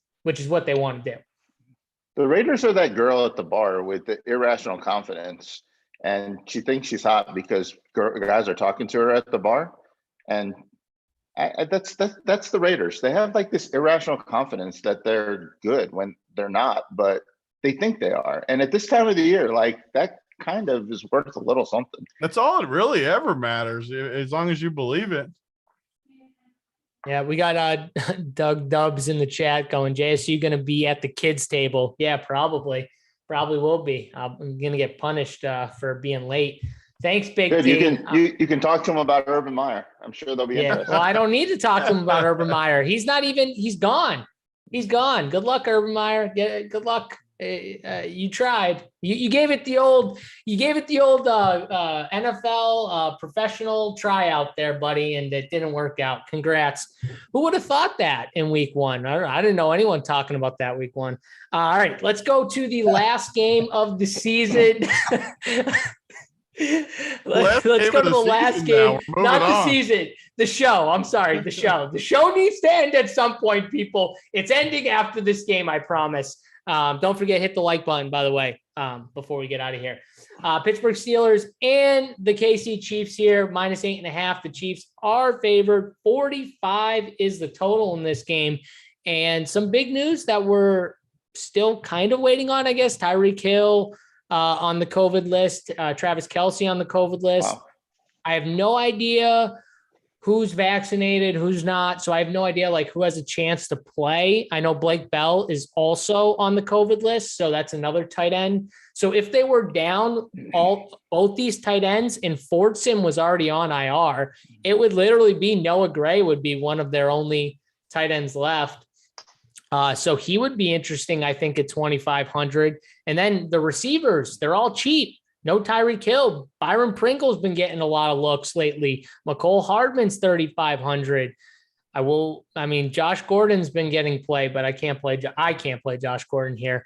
So what are we doing with this news? And I'm going to just go under the assumption that both these guys are on the list, the COVID list, until we get the news. So I'm going to talk like they're both on the list, guys, unless you have a different take, or maybe you guys see news popping up that one of them's off. But right now I see them both still on. I'll go to JJ first. Yeah, I don't normally tease this way, but man, assuming Kelce and Hill are out, how do the Chiefs win this game by more than 14? Pittsburgh doesn't score. I know Pittsburgh has Al. their offensive woes and issues there, but man, you could bet the game under, I guess, with that in mind. To me, this Kansas City offense has been turbulent to say the least with their stars in. Now you're going to miss their studs. Maybe you just bet the Chiefs under their team total, because Pittsburgh's recipe to winning this game is keeping it low scoring anyway. So instead of a teaser, maybe you go the Chiefs under their number, which is probably like 24.5-ish, 25.5. But man, they're going to have to be doing some interesting things coaching wise on a short week. Knowing their injuries they've had this week. So to me, I don't know where points come from on both sides. Yes, Pittsburgh's offense has been bad, but they just find ways to get points. They did the same thing against Tennessee this past week, where Tennessee had no business losing that game. I think they outgained them 2.5-1. And then Tennessee just starts fumbling the ball and Tannehill starts turning the ball over. It's not like the Chiefs have been all that good in the turnover category on offense anyway, keeping it clean. This just has the makings of a mud fight or a rock fight, as the cool kids say. And it likely plays under. And to me, you could do this a few different ways. You can go Chiefs under their team total. You can take the Steelers up to 14.5. To me, at points in this game would be weird. The idea that Mahomes has to rely on Pringle, who drops half the passes his way, and Hardman, who never seems like he runs the right routes. It just, to me, this game slugs. So yeah, I know DFS wise a lot of cheap dudes, so I assume people are going to be very popular in this game. But yeah, Pittsburgh prides itself on that defense, and Tomlin's still up against a wall with that, prestigious, never having a losing record as a Steelers head coach. And the Chiefs don't really need this game in that sense. But yeah, so to me overall, like the under, like teasing Pittsburgh up, like Chiefs under their team total, thinking a bunch of different ways here. But those are the spots I like. ODB, what do you got here in this game? I didn't even know this news. I didn't really like this game before. So I'm probably, I guess, if the line doesn't move that much, I would like the Steelers, but I assume the line will move in good relation to the worth of these two guys. I was kind of liking Deontay Johnson, but maybe not. If Casey's got their guys, I don't mind Deontay, because they're going to have to throw the ball, and we know that he gets 15 looks a game. So even though KCD has been good, they aren't great. They've had some good games, but I could see Deontay getting a lot of looks and going for 10 for 110 or whatever. But I don't really like this game from a betting perspective, just in general, because I never really know what I'm going to get from these two teams. Are kind of, I don't know. It feels kind of dirty to play KC. Pittsburgh's got a decent D, and KC just has continually underperformed despite them having a good second half against the Chargers. like they're very hit and miss. I mean, they had a good second half against the Chargers and they played well against the Raiders a couple times. But besides that, like the last 6 weeks has just been a lot of disappointment from this team. And I do trust Pittsburgh to slow them down a little. But obviously Pittsburgh, we know what we're going to get and they're trouble. So I don't really like the game. Yeah, Pittsburgh's defense recently, Tony, we've talked about it on these shows for the last few weeks. Pittsburgh's defense has not been very nice. It's not kind on the eyes, that's for sure. They've looked rough, and they get the Chiefs now, but the Chiefs might be without their two biggest weapons. So what do you think of this game? Yeah, I mean, this game looks like, I'm looking at the standings real quick. So the Titans are 10-5, the Chiefs are 10-4, Patriots are 9-5. I mean, this game. So did the Titans have the tiebreaker over the Chiefs, right? Yeah, because they beat them. Okay. So this Remember game that? will matter. Remember that when I told you Titans would beat them? Oh, sorry. Well, you say the Titans every week. Yeah, well, they're 110, so. You've been right about them for sure. I mean, they've won a lot of games I didn't think they should win, but they won them, and they've had a ton of injuries. So you definitely get the victory with them. I agree with ODB, though, on this game. I just don't see it. I don't know. All this COVID news, I just don't like anything in it. I just really don't. I mean, the prices for the guys I would like, Tyreek Hill. I don't like him more than Jefferson and Kupp and those guys, and even the Bengals situation with those receivers. I don't like him more than those guys, so I don't need to play him. Deontay's, he's fine. Najee's, fine, sure. Volume, just pure volume. But I think Kansas City slows down Pittsburgh. I think this game plays pretty slow no matter who's in. I just don't like it. If anything, I would take Pittsburgh with you guys, but I would rather just bet the under, like the uncle said. I mean, the total in this game, what is it? 46? What is it? 45. It's 45. Like, I just don't see how it gets there. I don't think Pittsburgh scores a bunch in this game. Kansas City, with all this COVID news, I like the under. I like Pittsburgh and under. Fantasy-wise, though, there's a lot of big names in this game. I just don't think I'm going to use any of them. I really don't see any of them I like, so I'm out. Yeah, if the two studs for the Chiefs are out, I actually kind of would both like. Might miss. Yeah, they're both on COVID list right now. Tyreek is too. Yeah, I said that like 3 times. Well, yeah, I kept hearing Kelsey. I didn't know both. If they both sit, then you have to like some of the guys. That's what I'm saying, though. Yeah. So I think to give real analysis on this game, we have to know with those two guys who's in, who's out.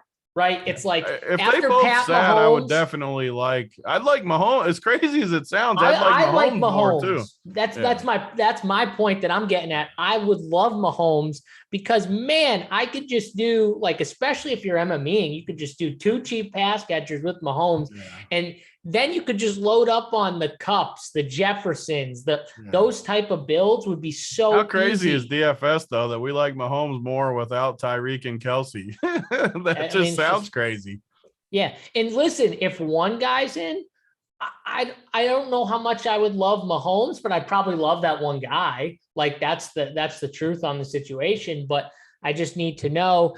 I think McCole Hardman is a monster boost if Tyreek Hill's out. The dude has not been playing that much, but they don't need mini Tyreek Hill, not as good Tyreek Hill, but they don't need both those guys on the field together. It's just, you don't need that. I mean, there's only so many friggin' deep routes. Both these guys, they're good at what they're good at. And now if Tyreek Hill is out, Mecole Hardman is going to run similar routes. I'm not saying he's as good as Tyreek Hill. I'm just saying he's going to play like that type of role, in which I think it's a massive boost for him. I think Noah Gray gets a massive boost.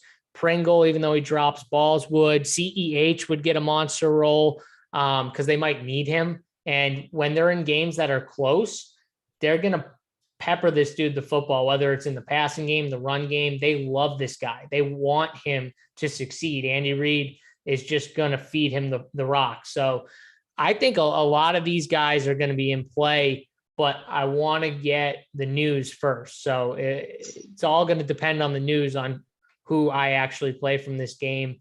From the Pittsburgh side, I like the Deontay call from ODB, just a little bounce back. Deontay makes a lot of sense. But yeah, I don't love a ton of other Pittsburgh guys. I'm not going to play Big Ben. I don't know, like Chase Claypool is cheap, but there's so many good receivers in that range.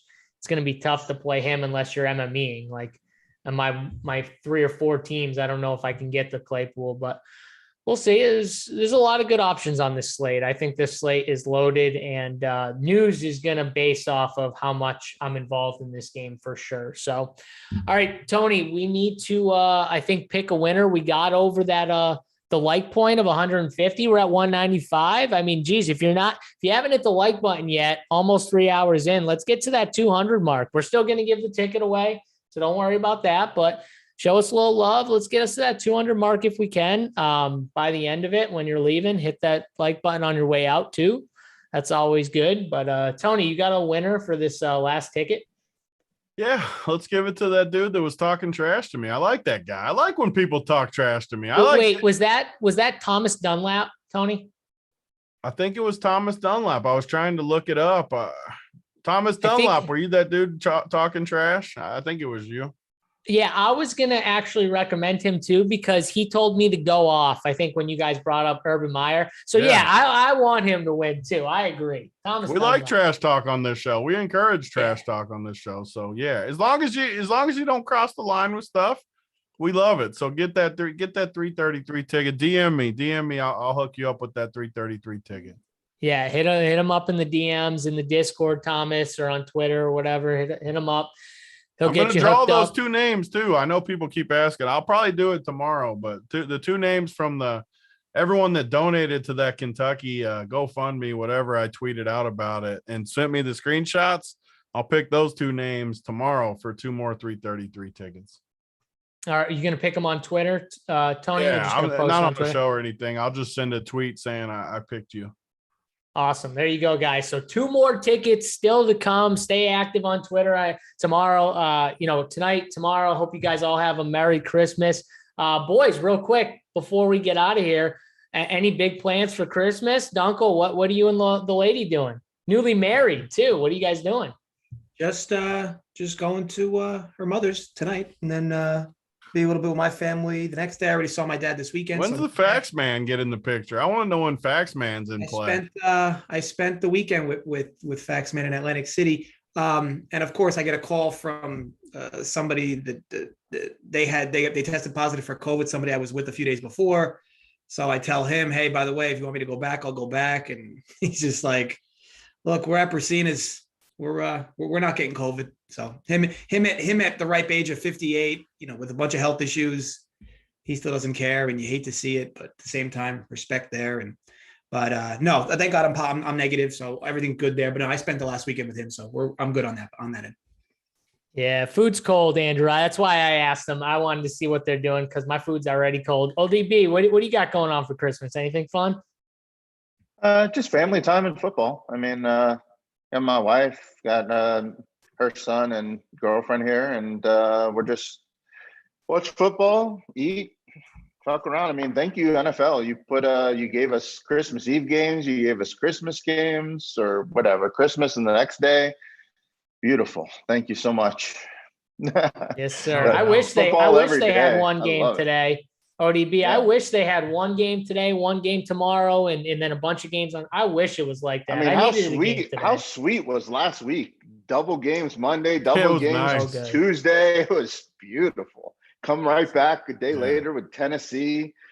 Whew, NFL, like we got to get an ODB hand check on the Tennessee. Yeah, quick hand check. Tennessee's done after this week. I'm regular season Tennessee only. I will say, I remember week 1 when we were on, and ODB was he talked vehemently strong. I already gave him his victory. Don't get him more winning excited. The division. And I was on ODB's side. I said, "Who the you just were bringing this up so you could get in the mix with him." I see what's happening. I'm bringing it up because me and ODB were on that side, and you guys were not, and you guys were off completely. So I do want to give ODB the credit that he deserves for being so strong stance on that topic. And I was with him. I thought the Colts were going to win the division, and they're going to, Tony. So you can eat that. All right. I've been wrong on other things. I was wrong on the Browns. So I'll take my L on the Browns because they're not gonna win anything this year. But I will take my my W's as well as my L's. My Colts are still going to win the AFC though. So I'm going to take my W on the Titans winning the division, but I don't want to run it back again. The Colts team looks much better than this Tennessee team. Just get on the train now. They're going to win the AFC for us. Well, I fired them hard against the Patriots. So, but I like Arizona tomorrow, but you already hit that game. But let's roll out of here. Merry Christmas to all, and to all a good night. There you go. Okay. I love how he just skips over Tony. Like, Tony, what are you doing for Christmas? I forgot I hadn't talked. What do you mean? We got Tony with his 14 kids and 37 family members. Yeah, I want to know. Kentucky. Miami got me in the I'm in the COVID protocol though. Miami got me. Protocol? Miami got me the final. Congratulations. Oh, you have COVID? Yeah, I had to enter the protocol. It's fine though. I have no symptoms or anything. I love that. He's like, yeah, I have COVID, and ODB's like, congrats, Tony. ODB was like pumped for you. He was like, my man, congrats. You're in the protocol. You get to lock yourself up in the basement with and watch football all weekend with internet and TVs, and you get to avoid the whole thing. Did you buy the wife and kids like walkie-talkies so they could talk to you from the basement to upstairs or something like that? G-Sauce says, as we're getting out here, he goes, looking at JSU reminds me I have to take my kids to see Spider-Man. Hey, you know what? I'm a big fan of all those shows. I love all like the Marvel, Spider-Man, DC. I'm into all like the comic book stuff and all like the superhero stuff. So I love Spider-Man. I'm a big fan of it. I haven't seen it yet, but I will go and see it. Tony, I know you definitely aren't a Spider-Man guy. There's no way you're a Spider-Man guy. Can't say I'm too huge on the Spider-Man. I mean, maybe with one of the kids. I mean, maybe, I don't know. It definitely wouldn't be a movie I'd watch by myself. I'll tell you that. I would definitely watch that by myself. I would go to the movie theater and watch it by myself if I had to, even though I drag my girlfriend to all those, make her watch them with me. So that's how you do it right there. All right, that's going to do it for us, guys. Merry Christmas to all, and thank you for watching this show. We appreciate all the likes. We got over 200, so we love you guys. Thank you for the appreciation. We'll be back Sunday with more winners, 8:45. We've got shows from 8:45 a.m. Eastern time all the way up to 1 p.m. lock time for NFL Sunday. So check all those shows out. For me, JSU, Big T, JJ, and ODB. Thanks for hanging out, guys. Merry Christmas. We'll see you guys next week. We're out.